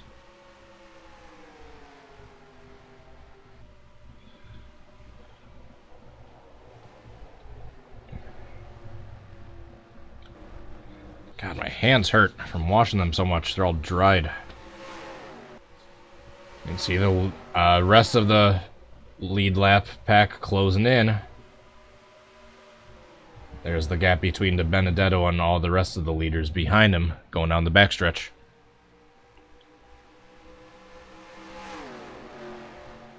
We're coming up on 111 laps to go. It's right on board with Matt Dibenedetto for a few laps. So like I said, if he can get some of this lap traffic back in front of him and draft for a little bit, maybe he will be able to stretch the fuel to make it to the end. But as of right now, there's still no caution. Nearly 160 laps into this race. Which leaders can and can't make it on just one more stop from here to the end? That's the big storyline of the race right now. The 88, 3 cars just got to within 0.2 of 3 seconds. Jeez, I can't talk right now.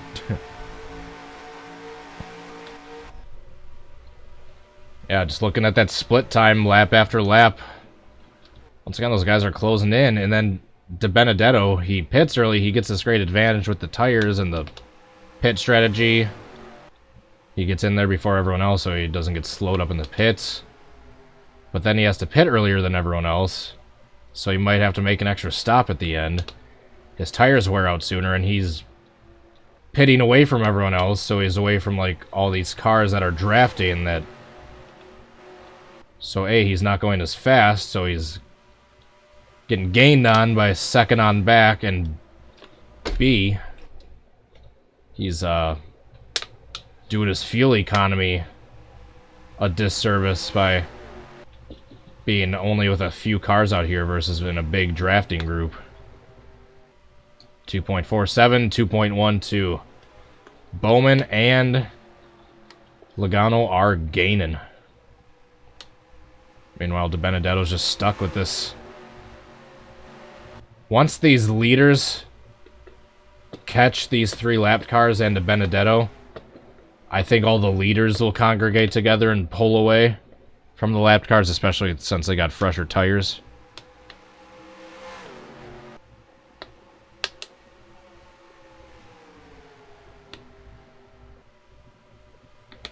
You can see Logano and Bowman back there. They're all 2nd through 4th are within 2 seconds of the leader. You can see all the leaders back there. Dibenedetto, 3 lapped cars in Blaney, McDowell, and Austin Dillon, and then a whole bunch of leaders behind him. looking to catch back up. Let's go on board with Logano. So you can see Dibenedetto up there in first. You got the 3 lap cars separating them. And both Dibenedetto and Keselowski are on similar pit strategies. To where they've been pitting earlier, they get a better jump coming out of the pits, but then they get caught. I think Logano's going to have a good run here going on the front stretch. He's got the draft of these lap cars now. Oh yeah. Yeah, he is catching, and he is catching quick.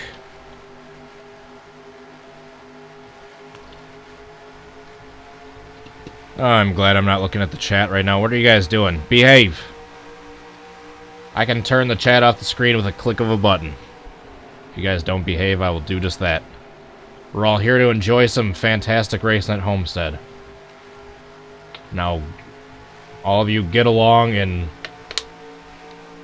having that in common. Meanwhile, Logano is within a second of Dibenedetto. Harvick and Bowman are right behind Logano. Here's that battle. You can see that red and white car, Dibenedetto, he's the leader. And then Logano is in second place. Those 3 cars in between are all lapped down. But Logano looks like he's going to have a good run on the outside here. At the very least, be able to get to the outside of Austin Dillon and start that charge to catch Dibenedetto. Which he is doing. And he is doing quick. He's down to about a half second behind. All these lappers are staying low.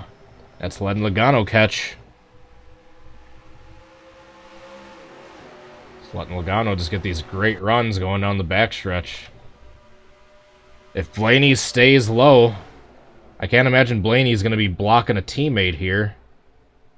But he does just that, right as I say that. Or maybe he's trying to give him drafting help or something.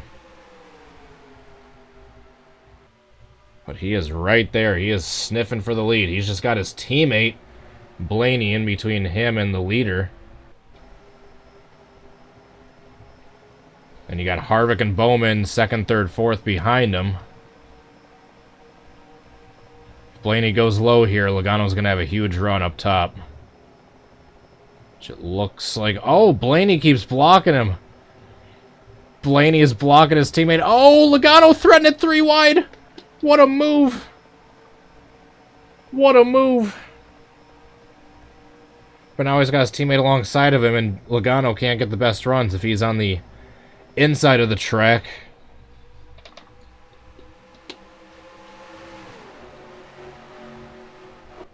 See ya, Bloxy.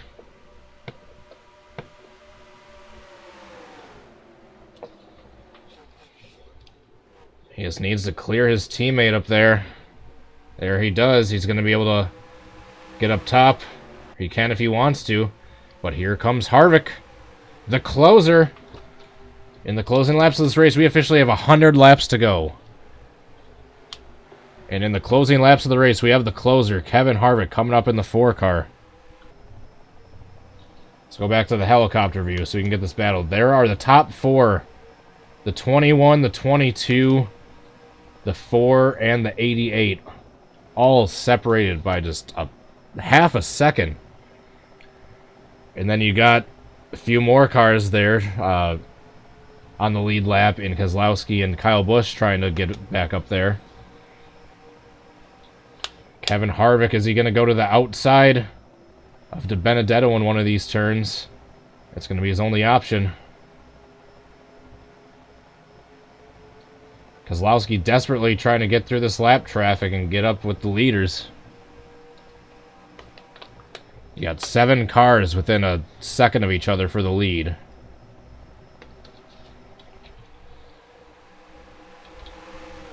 Oh, you got Harvick with a move on the outside. Harvick to the lead with a huge run coming out of 4.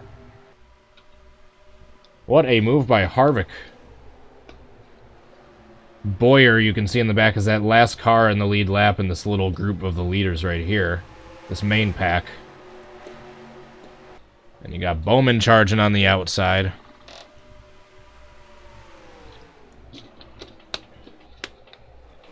Blaney's still just staying up top, guarding anyone else from being able to pass those lap cars.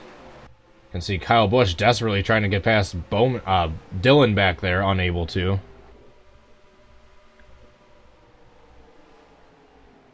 Harvick maintaining the lead. On board with Kevin Harvick. There are 23 cars left on the lead lap. So if we have a restart here, with the double file restarts, the inside line being the lap cars, it'll be about 50-50 cars being on the inside and outside.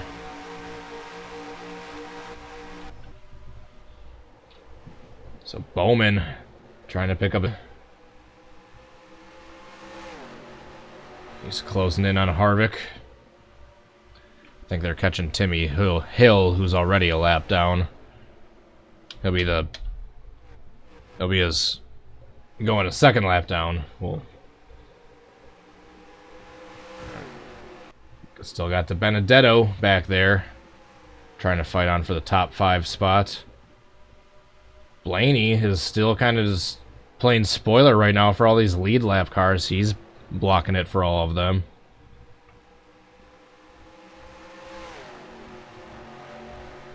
Kevin Harvick still charging out front, well ahead of Bowman.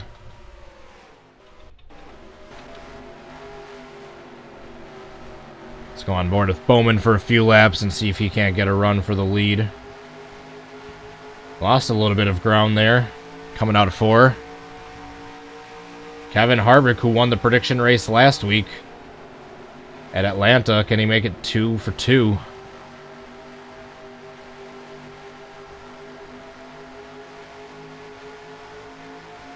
Got the top 7 cars separated by 1.5 seconds.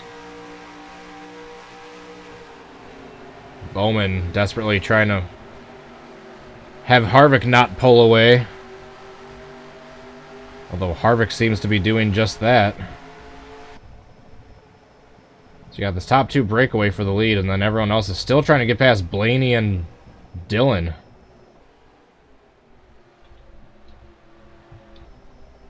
Oops.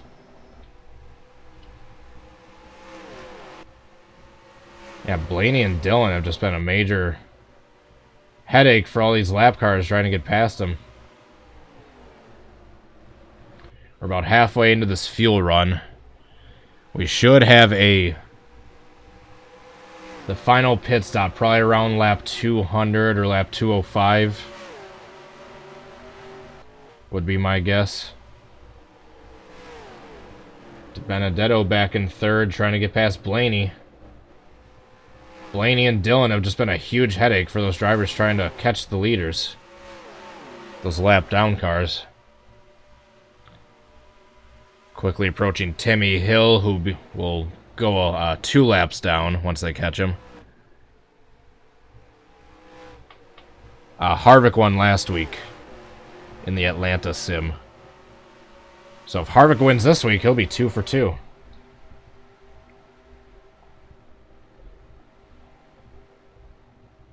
Which would be a heck of a feat.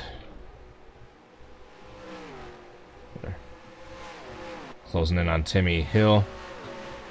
Of course, it all depends on what happens for this final pit stop. We're going to have a mad dash after this final pit stop.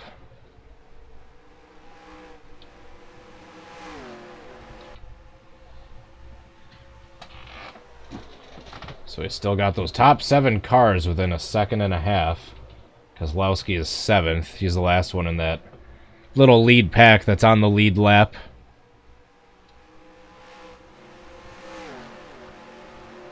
Meanwhile, we got less than 90 laps to go here.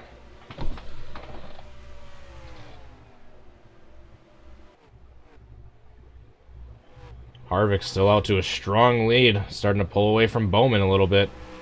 Dibenedetto and Logano still desperately trying to get past Blaney. I think Blaney and Logano are going to be having a chat with each other after this race. Dibenedetto got up to the outside, so it looks like he'll get past Blaney.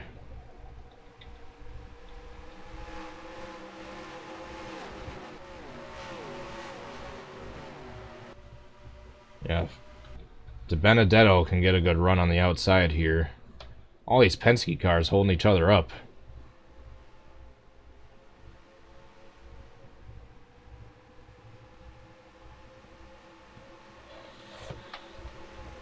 Got Matt Dibenedetto finally clear of the 12. And Logano's going to get up to the outside and probably get clear of the 12 this time by. That 12 was just giving so many people headaches.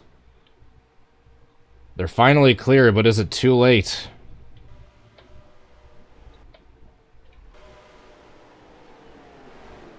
They're still within the draft. Meanwhile, Harvick just passed Timmy Hill.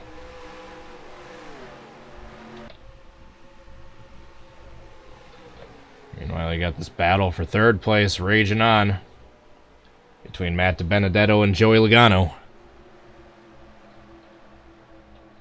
Yes, I did see the iRacing today, Alex.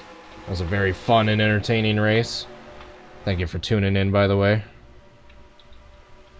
Now we got Bowman that needs to pass the lapper. Just gonna shoot it around the outside here. Or try to, but it gets blocked. It's gonna have to go to the inside now. Hopefully that doesn't slow his momentum.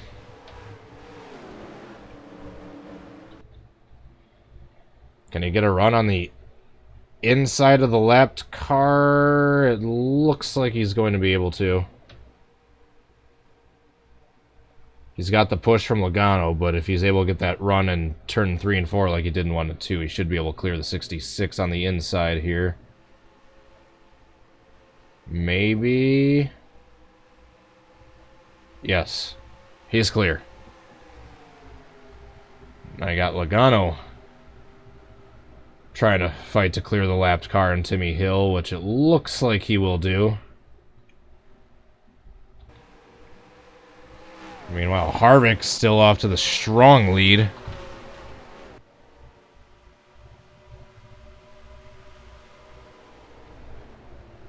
Let's go on board with Kevin Harvick. Should have the final round of pit stops in probably about 20 laps or so. Just keep in mind they gotta survive that final round of pit stops. There's still 23 cars on the lead lap. Corey LaJoie is the next car.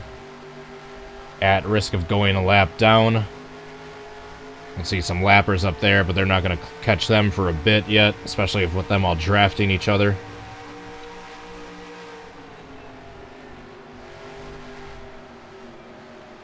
Speaking of drafting, you got Bowman and Logano working together now that they're clear of those lappers. Gonna get a decent run down the front stretch. Although right when I say that, Logano shoots to the outside. They start not working together.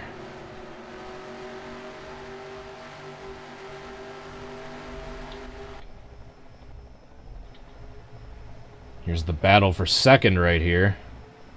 Dibenedetto back there in fourth, trying to get past Timmy Hill, the lapped car.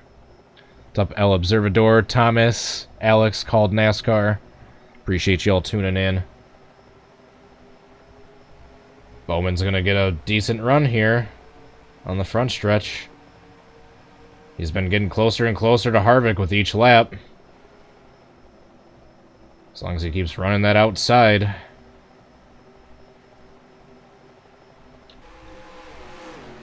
He's catching Harvick.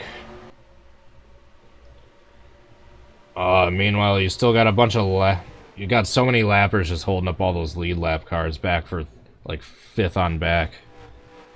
4th on back. What's the gap going to be this time?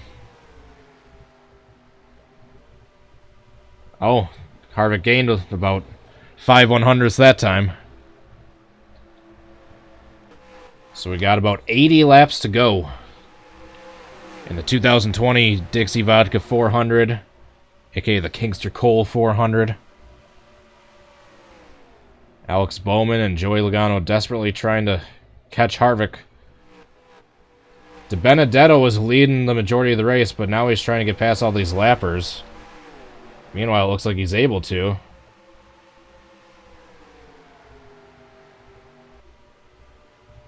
At least one of them.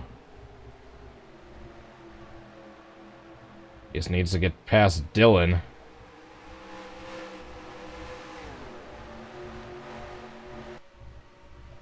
So his car's on the inside.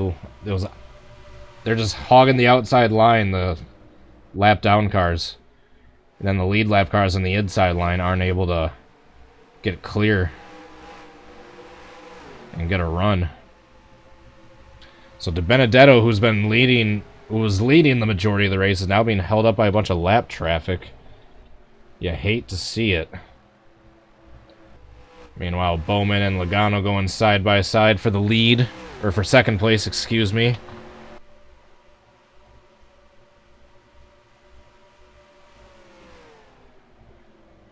We're quickly approaching lap 200 of this race.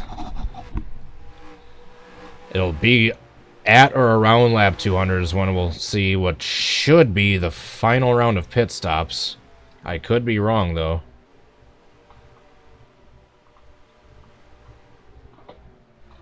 So we've had a caution-free race so far. 190 laps, no caution.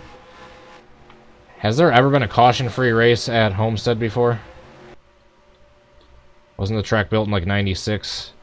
In the last like 20 years, has there ever been a caution-free race there in the Cup Series?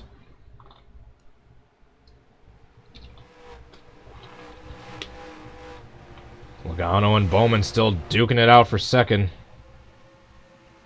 And Dibenedetto is just trapped in that pack of lappers. Poor Dibenedetto. But speaking of lappers, Harvick's quickly approaching a bunch of lap traffic. What's up, DNG, Joshua Burns? Appreciate you all tuning in. We got around 75, 76 laps to go here in the 2020 Dixie Vodka 400.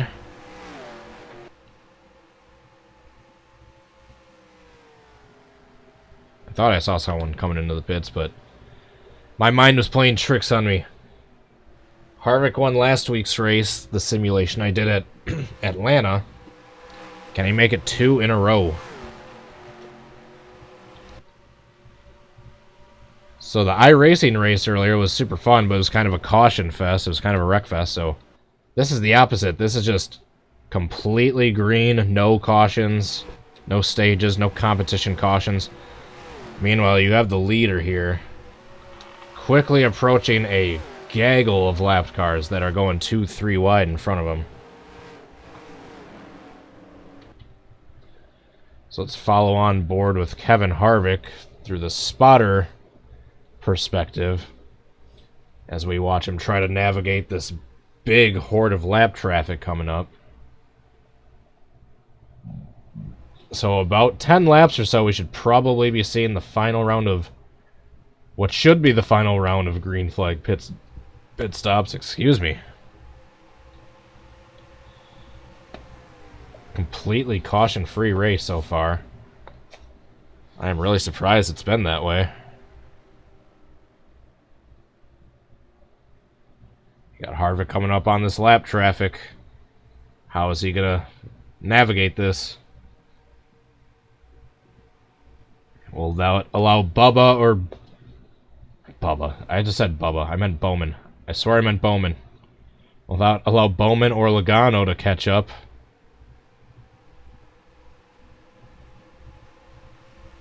Logano and Bowman have the run on the outside. Here they come. They just got to stay to the outside, and they should be good to catch Harvick. Here comes Bowman. Keep in mind, Bowman's in second place, Harvick's in first. Everyone else around them or in front of them is a lap down. Except for Logano. That's the top three right there. Harvick, Bowman, Logano, all trying to navigate this lap traffic.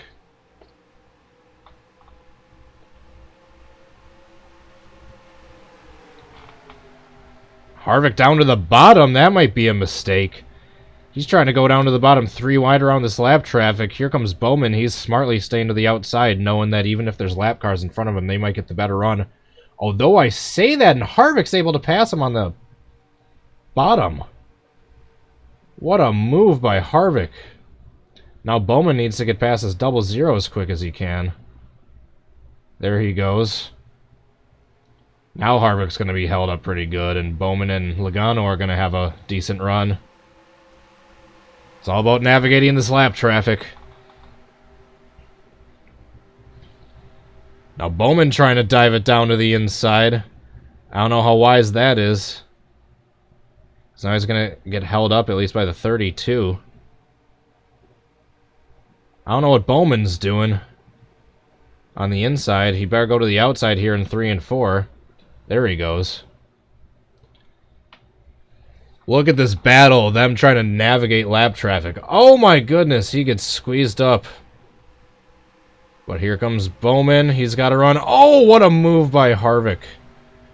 If Harvick can clear the 15 here. Bowman needs a good run coming out of 2.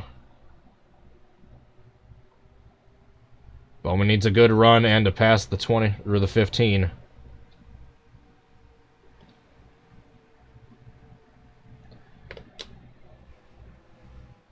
Bowman needs to pass the 15 here, or the 15 needs to get a good run and pass Harvick on the outside.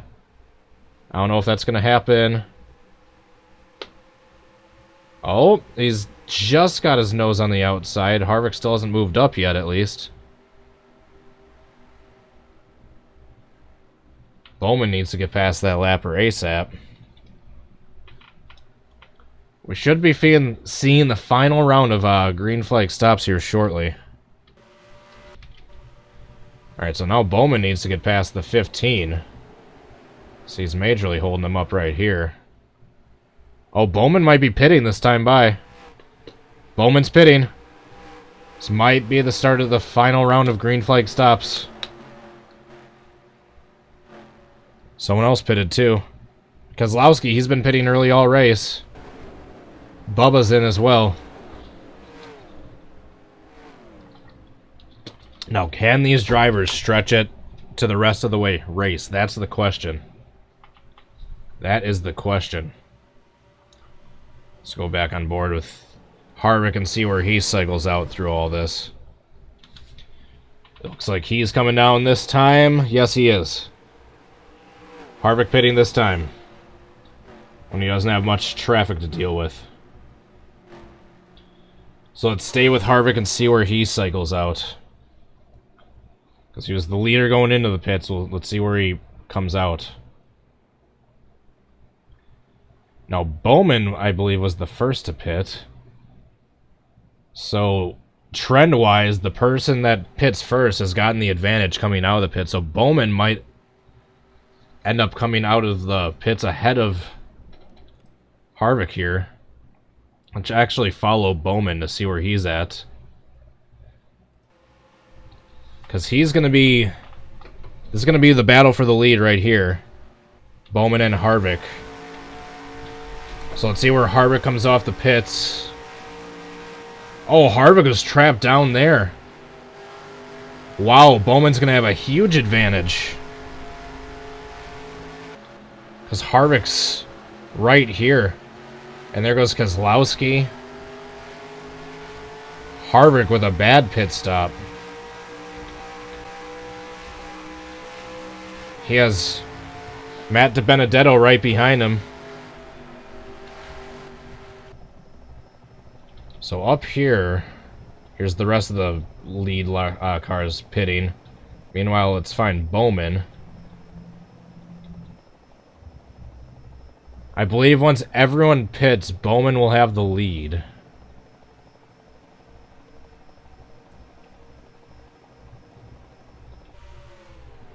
I believe once everyone filters with their pit stops, Bowman will have the lead.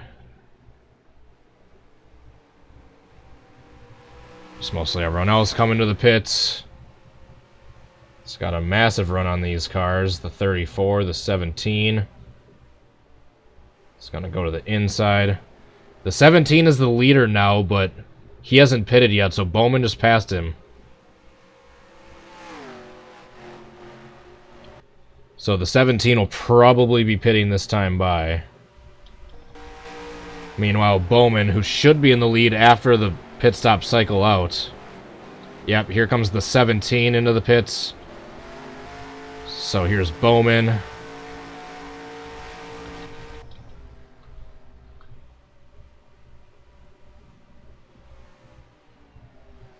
Yeah, Bowman will be in the lead once he passes the 17 who's in the pits right now.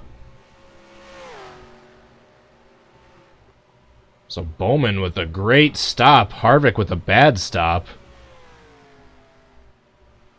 Let's see where everyone cycles through once this all gets sorted out. And the big question is, will anyone need to pit again? That is the big question.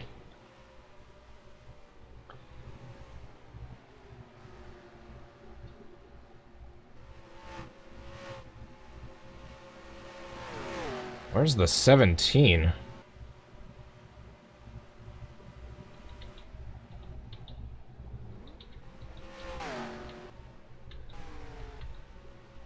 I don't know where the 17 is. Alright, here's Bowman. Charging his way through the front with fresh tires. There we go. Bowman back to the lead. Kozlowski in second. 4 seconds back. You basically have a decent pack of cars between 4th and 9th. That drafting-wise should start being able to catch Bowman. Let's go to Keselowski, who's in second. So I'm guessing a small drafting line is going to start to get formed up with those cars. Meanwhile, Bowman has no one that he's drafting with. Let's start looking at that split time between second and, or between first and everyone else on back. Once again, everyone else that's in the draft that's close to each other in the split time is starting to gain on Bowman.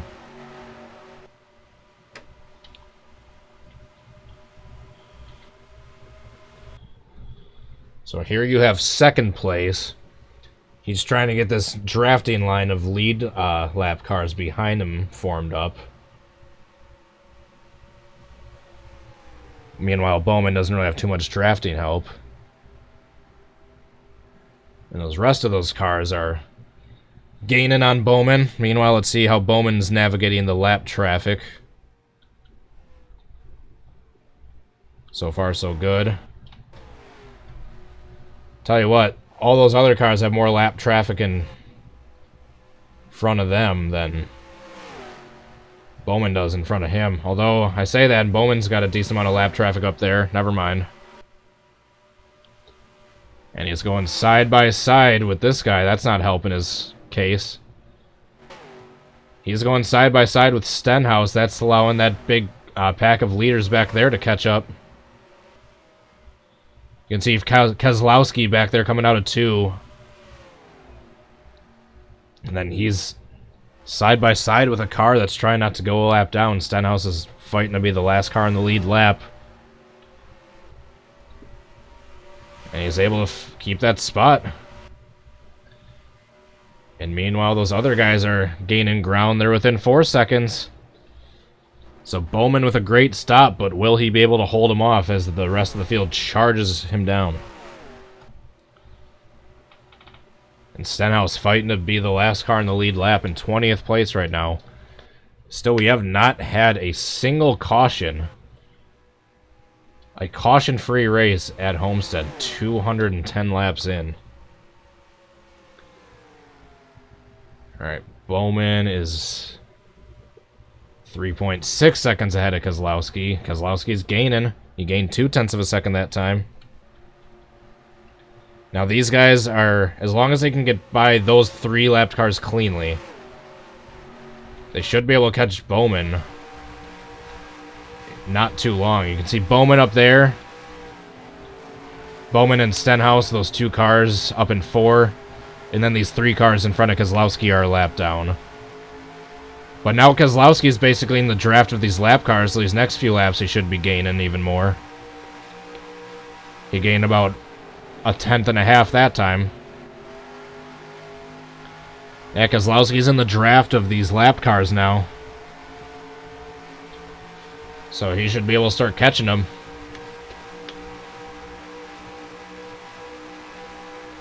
That split time between Bowman and Kozlowski is probably going to be going down.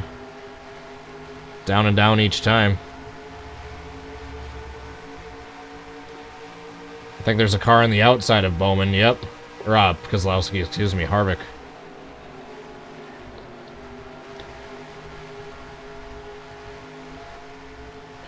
Harvick to the outside, trying to get a good run. Staying in the draft of these lap cars.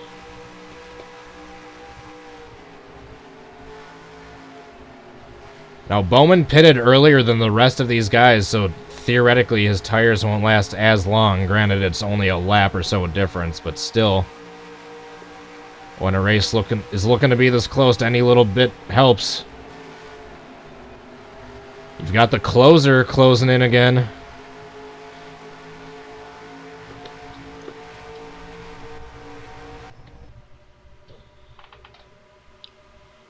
Harvick is making his way up to this lap traffic. Let's follow on board with Harvick to see how well he's able to navigate this. How well he's able to navigate this lap traffic might be a difference maker in the race if Harvick or Logano is able to win or not. They stay to the outside. There's a big gap. They should be able to get around the outside. Although Harvick's not taking it. He's staying right in the draft behind John Hunter Nemechek. He should go to the outside here. If he's smart, it looks like he's going to. He does. Logano tries to follow him up there. He's unable to, though. Harvick with a good run coming out the front stretch. He gained a 10th on Bowman that time. Logano's got to get to that outside if he wants to catch up. I don't know why he's sitting there right behind the 38 in the inside. Come on, Logano, what are you doing? Alright, Harvick's got to navigate these next two lap cars cleanly if he wants any chance of catching Bowman. But will Bowman be able to make the rest of the race without having to pit again? Thank you, Kingster. I appreciate it. King Migo Gang, thanks for tuning in. I apologize if I missed anyone in the chat. I certainly don't hope I did. Alright, here comes Harvick. This is the battle for second. The battle to try to close down the leaders. Or, the leader, I should say, and Alex Bowman. If Harvick can get a good run here, get, for the most part, clear of Kurt Busch. He just has one more car to go, and Joey Gase. He just needs to get a run on Joey Gase and pass him cleanly here. You can hear Bowman and Stenhouse up there. Once Harvick's able to clear Joey Gase, if he's able to. There he goes to the outside. He's trying. He's unable to, though. Although this is a big drafting line. They are closing in on Bowman regardless. Although Bowman gained on them a little bit that time. Bowman widened the gap that time. Let's check in on Bowman. And then check back to the battle for second on back. Can Bowman make it the rest of the race without having to pit again? That's the biggest question. Oh, now he's going to the inside. He's going to lose a little bit of ground there. Yeah, he's going to lose ground going to the inside here. You can see the rest of the pack back there behind him. Joey Gase still leading the parade. Harvick trying to get around him.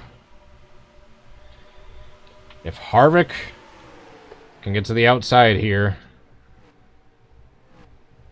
if You can get to the outside.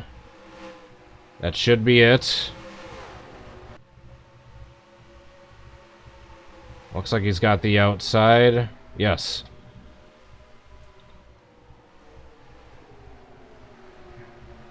Meanwhile, you got Kyle Larson there making a move. You got Jimmy back there threatening to get inside the top 5. Kevin Harvick needs to get to the outside of Joey Gase. He's still unable to.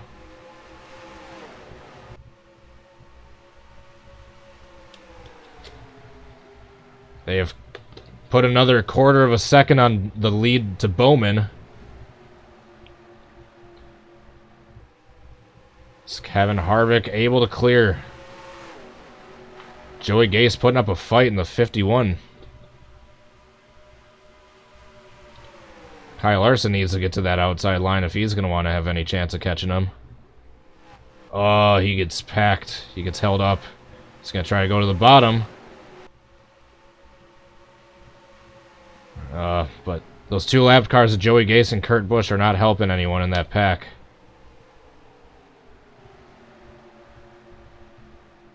Jimmy Johnson looking to the outside. You got Jimmy in 5th place. Looking to move his way up to the top 3. Jimmy needs to get to the outside of these lap cars. If he can, he might be able to have a chance of reeling him down. Meanwhile, Bowman and Stenhouse still all by themselves. Harvick has made his way past, officially. Now, who else? Who will be the next cars to make their way past the lap traffic? Once again, Kurt Busch is lapped down, so is Joey Gase. Everyone else in here is on the lead lap. If Johnson gets to the outside of Kurt Busch here, if Johnson can get a run on Kurt Busch, close. Johnson just needs to clear Kurt Busch on the outside if he can. He can start reeling in Bowman. Bowman's lead went from about 5 seconds after that pit stop down to just about 1.5 seconds. Johnson gets to the outside of Kurt Busch here. Nope, nothing yet. Meanwhile, going to the inside. That's not going to make it work. That's not going to make it work, Jimmy.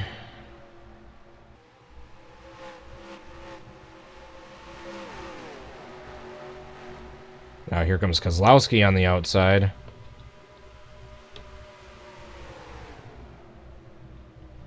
Just a battle of navigating this lap traffic. And meanwhile, speaking of lap traffic, here comes Bowman facing some lap track of his own. The lead stayed about the same that lap, but he's got some lap cars he's got to navigate.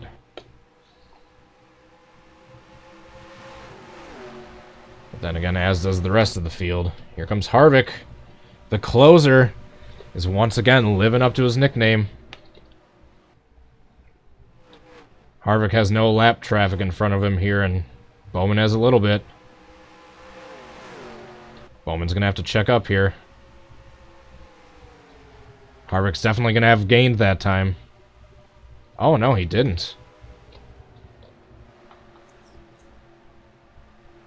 He'll definitely close in this time.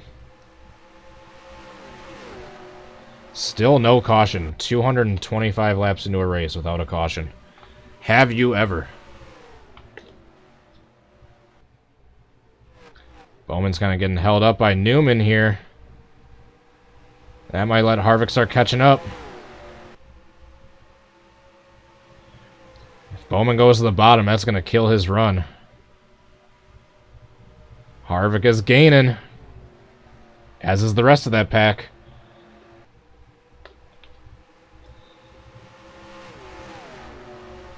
He's not able to clear him. That's going to hurt him. Now here comes Harvick. Let's go on board with Harvick. You can see Bowman up there. He just cleared him for the lead. Now Harvick's got to work his way up. He's got to navigate past both the 37 and the 6 car. So we have less than 40 laps to go. So this is turning out to be a great race. Harvick needs to try to go to the outside if he's going to have a chance.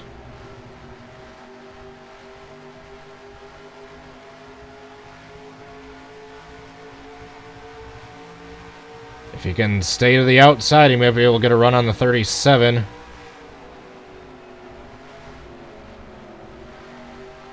Can he get to the outside of the 37? He is catching Bowman.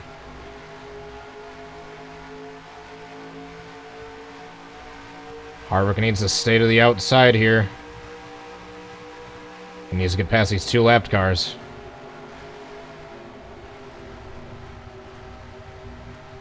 There he goes with the run to the outside, but it's too late. Or is it? If you can get to the outside of Newman. Just this lap traffic separating Harvick from getting up there to contend for the lead.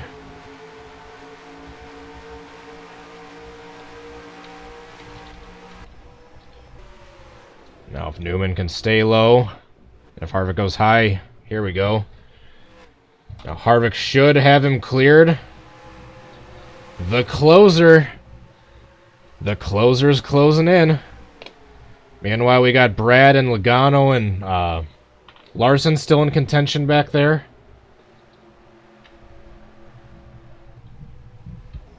Bowman pitted a couple laps earlier than these guys. We don't know if he's going to have to pit again. If his laps are more worn than everyone else's. Well, it's right on board with Bowman.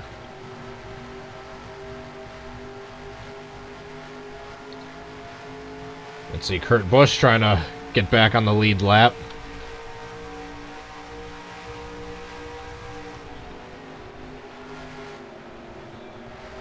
Harvick slowly gaining.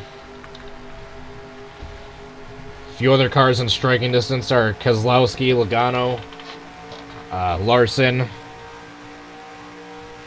Jimmy Johnson, and Dibenedetto still have a chance if something happens. Dibenedetto led most of the laps of this race, but he's trapped back there and behind a bunch of lap cars. So this is the battle for the lead right here between Bowman and Harvick. Who says you can't have close racing? We have been green for 235 laps. 3 green flag pit stops. And it's still less than a second separating the top 3 cars. Who says you need stay just to have close racing? We're nearing 30 laps to go. Still got a few more to go before we hit the 30 to go mark, but Harvick is gaining every single lap, as is the rest of this field. Larson is there. Kurt Busch won't go down without a fight. He's a lap down, but he's not getting out of the way for any of these lead lap cars. Meanwhile, here comes Harvick. Bowman's had the lead since those round of green flag pit stops about 30 or so laps ago. And Harvick, the closer, has closed his way in. Meanwhile, you got Larson, the outside line king, who's also great at this track in particular, is making his way around the outside. Here's the battle for the top 3 between Bowman, Harvick, and Larson.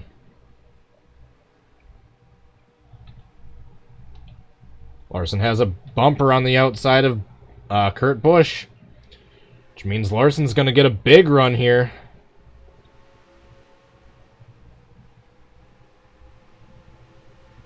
He's going to get a big run on the outside.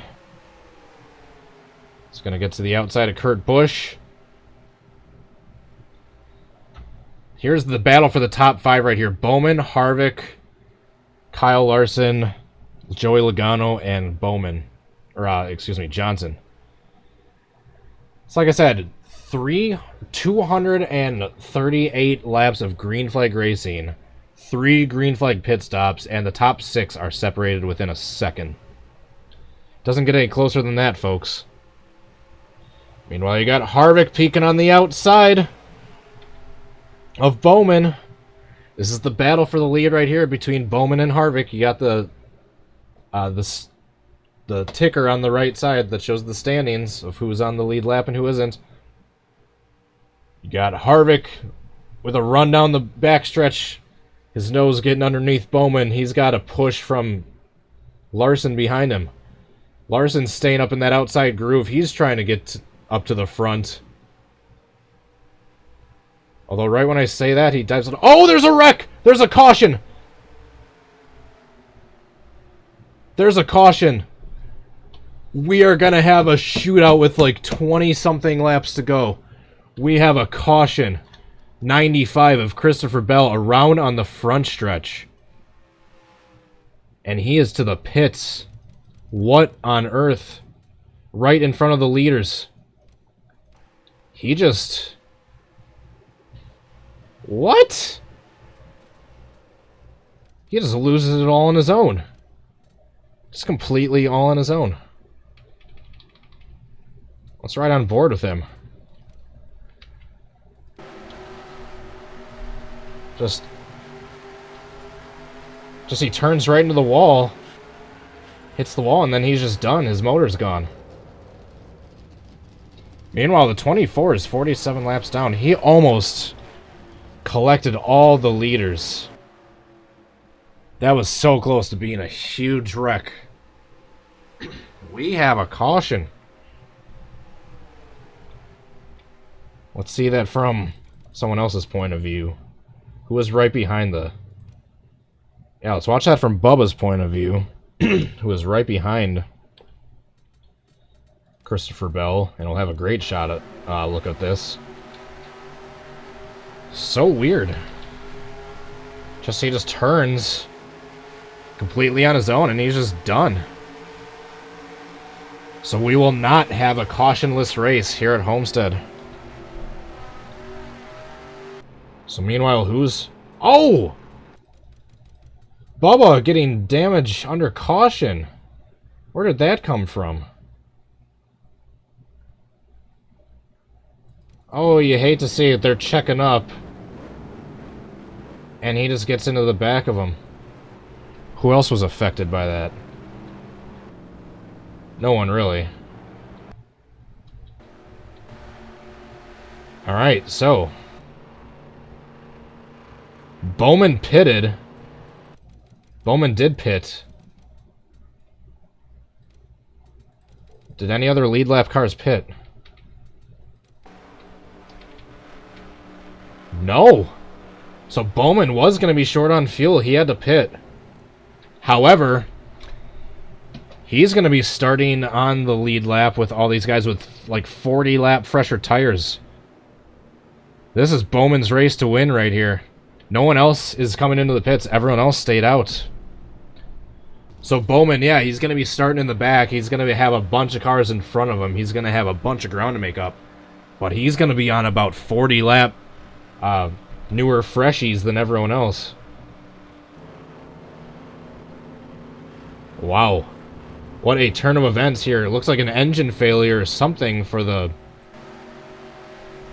95 car. Here with about 27 laps to go.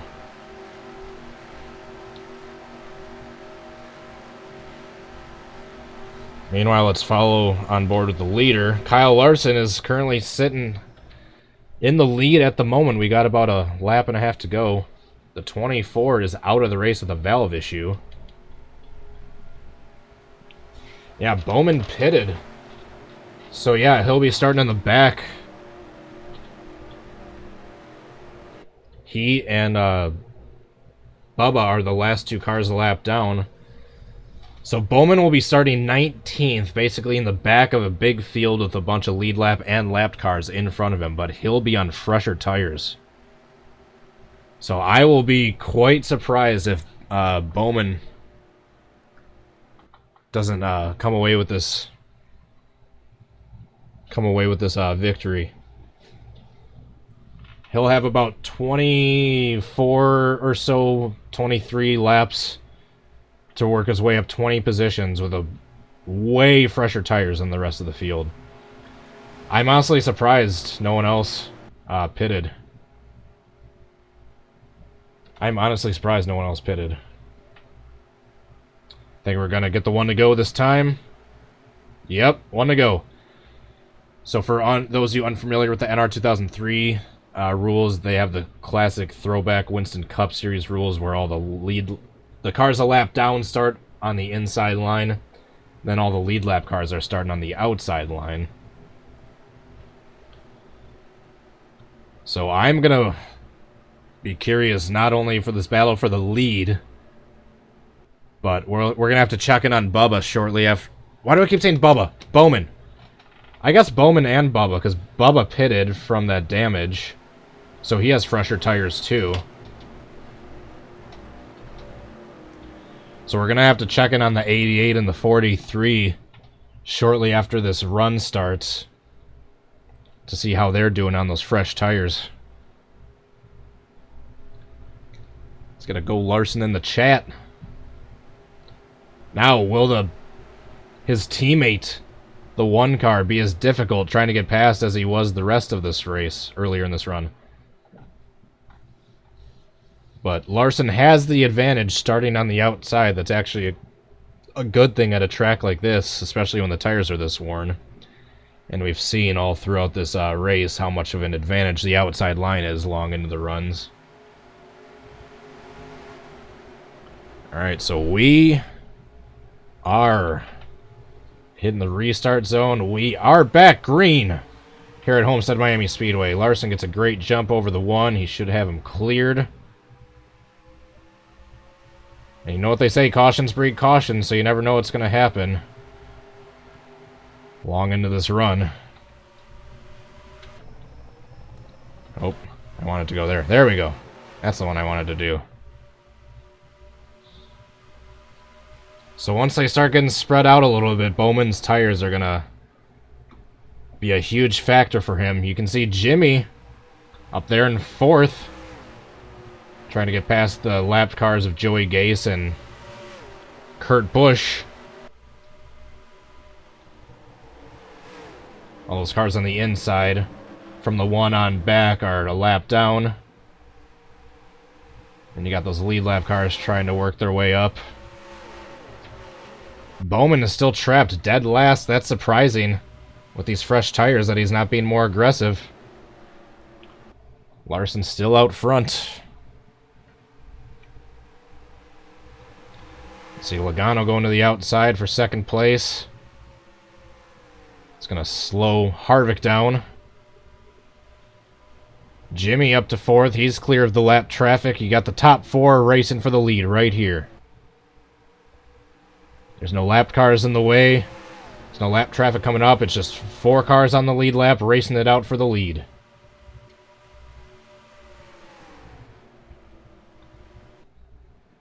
We'll have to check into Bowman here shortly to see where he's doing with these fresh tires. Let's see Logano trying to dive down to the inside. Is that going to work? When he made the championship pass on Truex in 2018, it was on the outside. Can he pass Larson on the inside here? Looks like Larson still has the advantage on the outside. All they are is getting...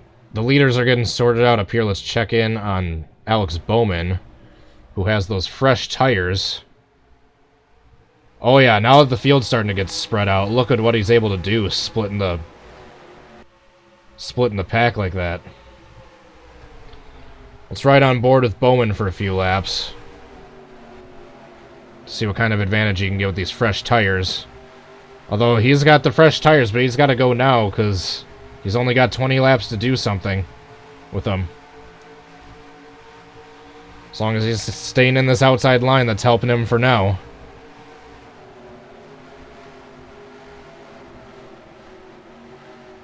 It's helping him for now, but it's just a lot of traffic he's getting held up by.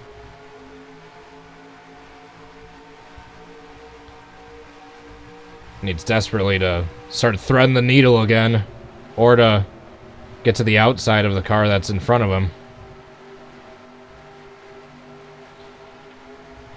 Meanwhile, Larson's still out in the lead up front. Bowman, as long as he's staying on the outside, he's gaining decent ground, but he's running out of time. Fresh tires or not, you gotta go. You gotta start making 3 wide passes.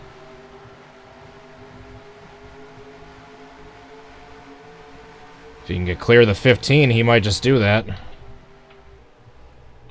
So Bowman, that's, you can see the back of the pack. He's worked his way up from the back.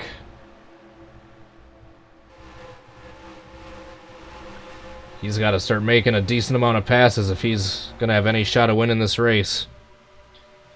He's got to start passing people on the outside, like pronto. Like right there. Good run. On the outside of Ty Dillon.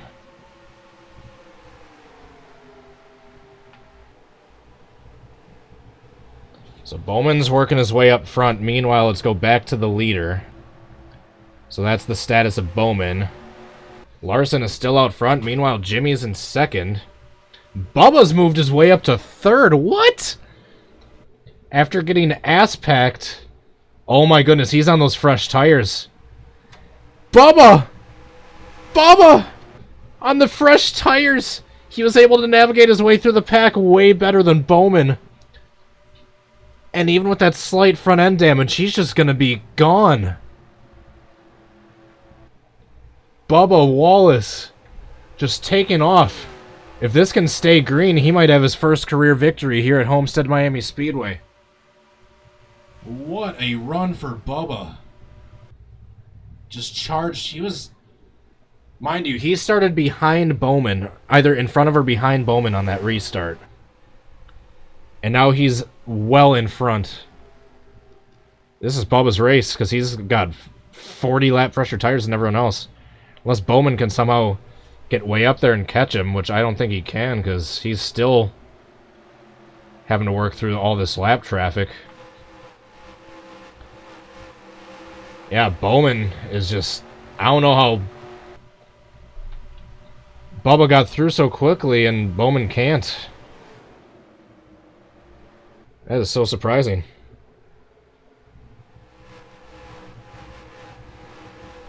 Bowman might end up second when everything's said and done.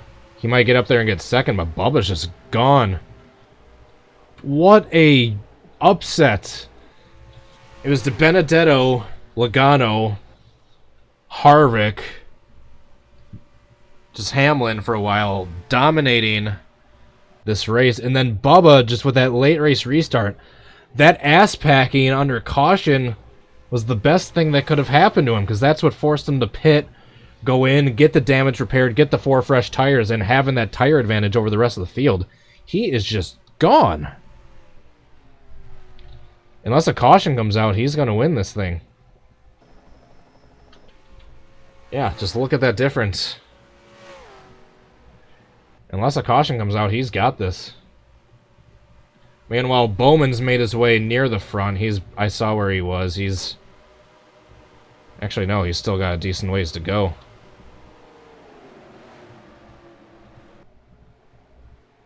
He's just got to do more moves like that. He's just got to do more moves like that. You can see Bubba way off in the distance.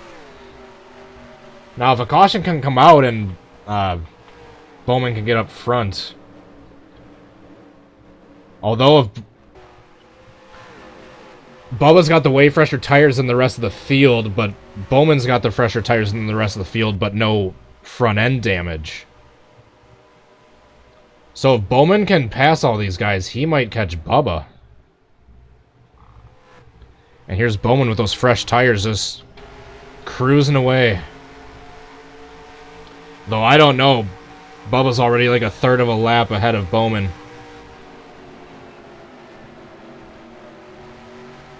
Yeah, Bowman just took too long getting through the lap traffic. We got 10 to go this time by. You can see Bubba way off in the distance. Just took Bowman too long navigating the field. Bubba's able to navigate the field way better than Bowman was.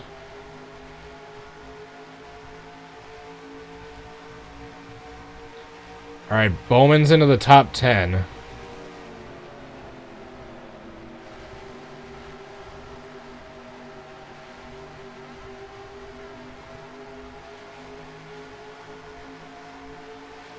If he's able to keep making these passes, I don't know.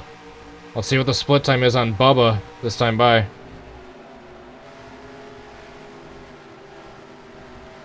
He can just keep powering his way up like this. You don't know how much engine damage Bubba might have. Once Bowman gets cleared, what's the split time? Oh, he's not really gaining.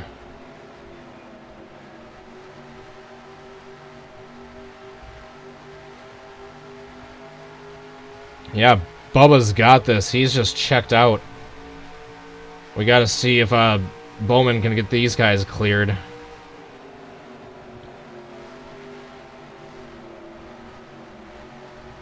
Oh, Bowman, you're killing yourself. Oh, he should have dove it down in there.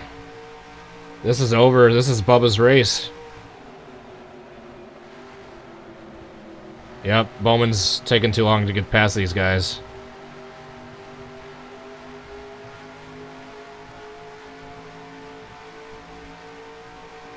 Yep, it took way too long. Bubba's checked out. He's 10 seconds up.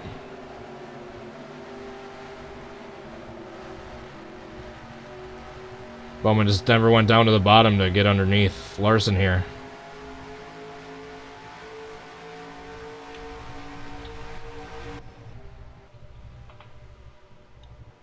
Bubba, how about that? With the move of the race. And Bowman's just trapped behind these guys on old tires, and Bubba's just checking out. Here is the leader right here. In case you are tuning in just now, we were green for about 240 laps. There's a caution. Christopher Bell, looks like, lost an engine, is wrecked on his own. No one else was involved.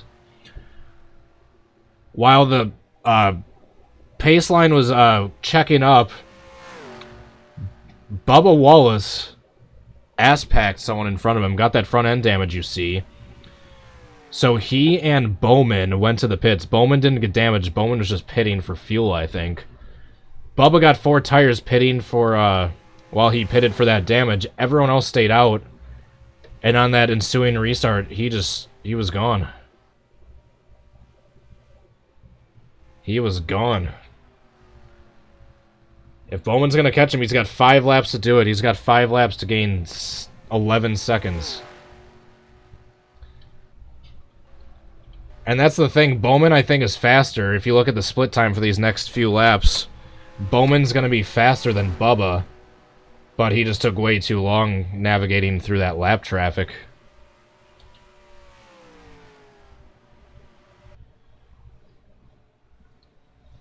So yeah, once again, Bowman should have gained time on Bubba this time by, but it just took him way too long.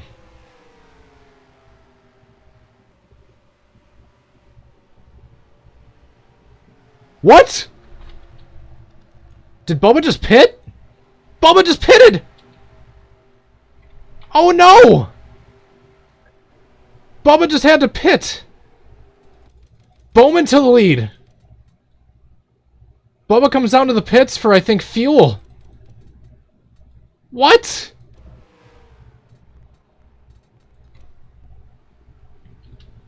Oh my goodness!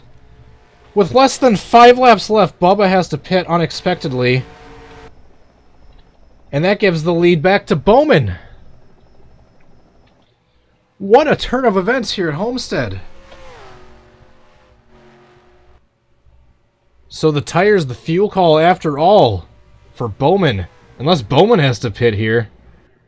You never know, in which case...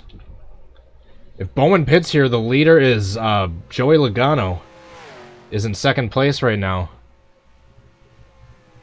Bubba pitted. He had to pit with less than 5 laps to go. 2 to go here for Alex Bowman.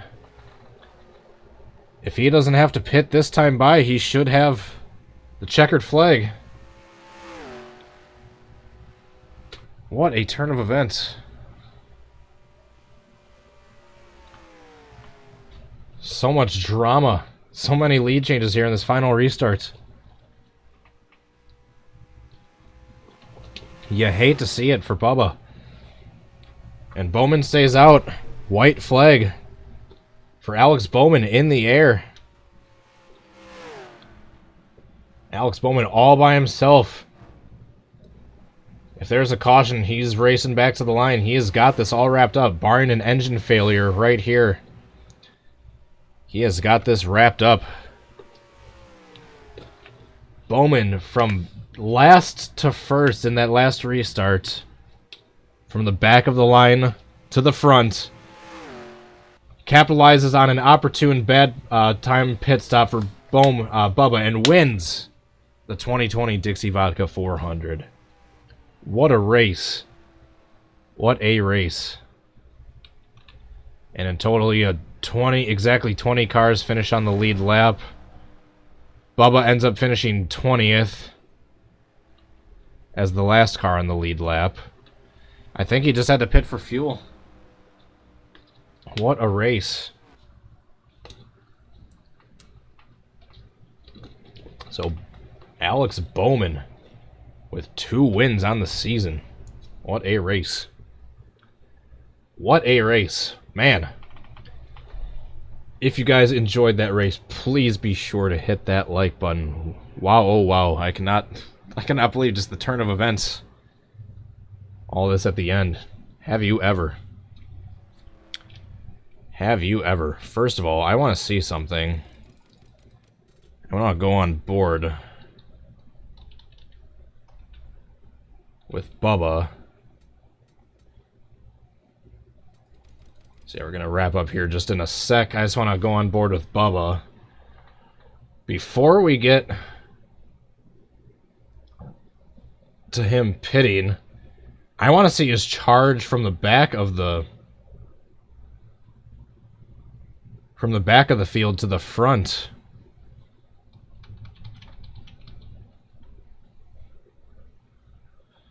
I can't click on that lap thing because it's just out of my window, so I gotta just rewind manually like this. Bubba just checks out once he gets past all of them. So here's his backwards, his in reverse trip through the field.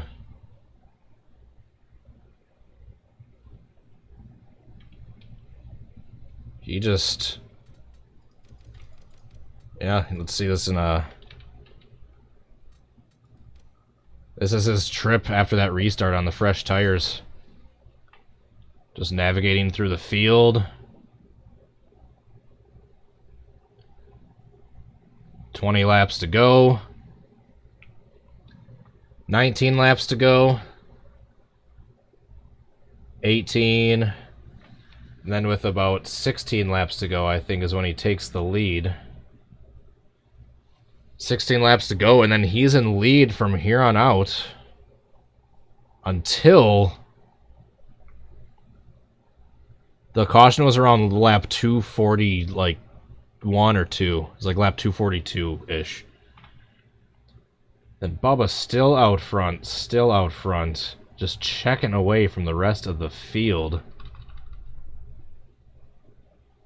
And then here, less than 10 laps to go. There's 8 laps to go that time by. 7 this time by. 6. Jeez. 5 to go. He has to come in and pit with 5 to go. And yeah, I think it was just fuel because he was just in and out.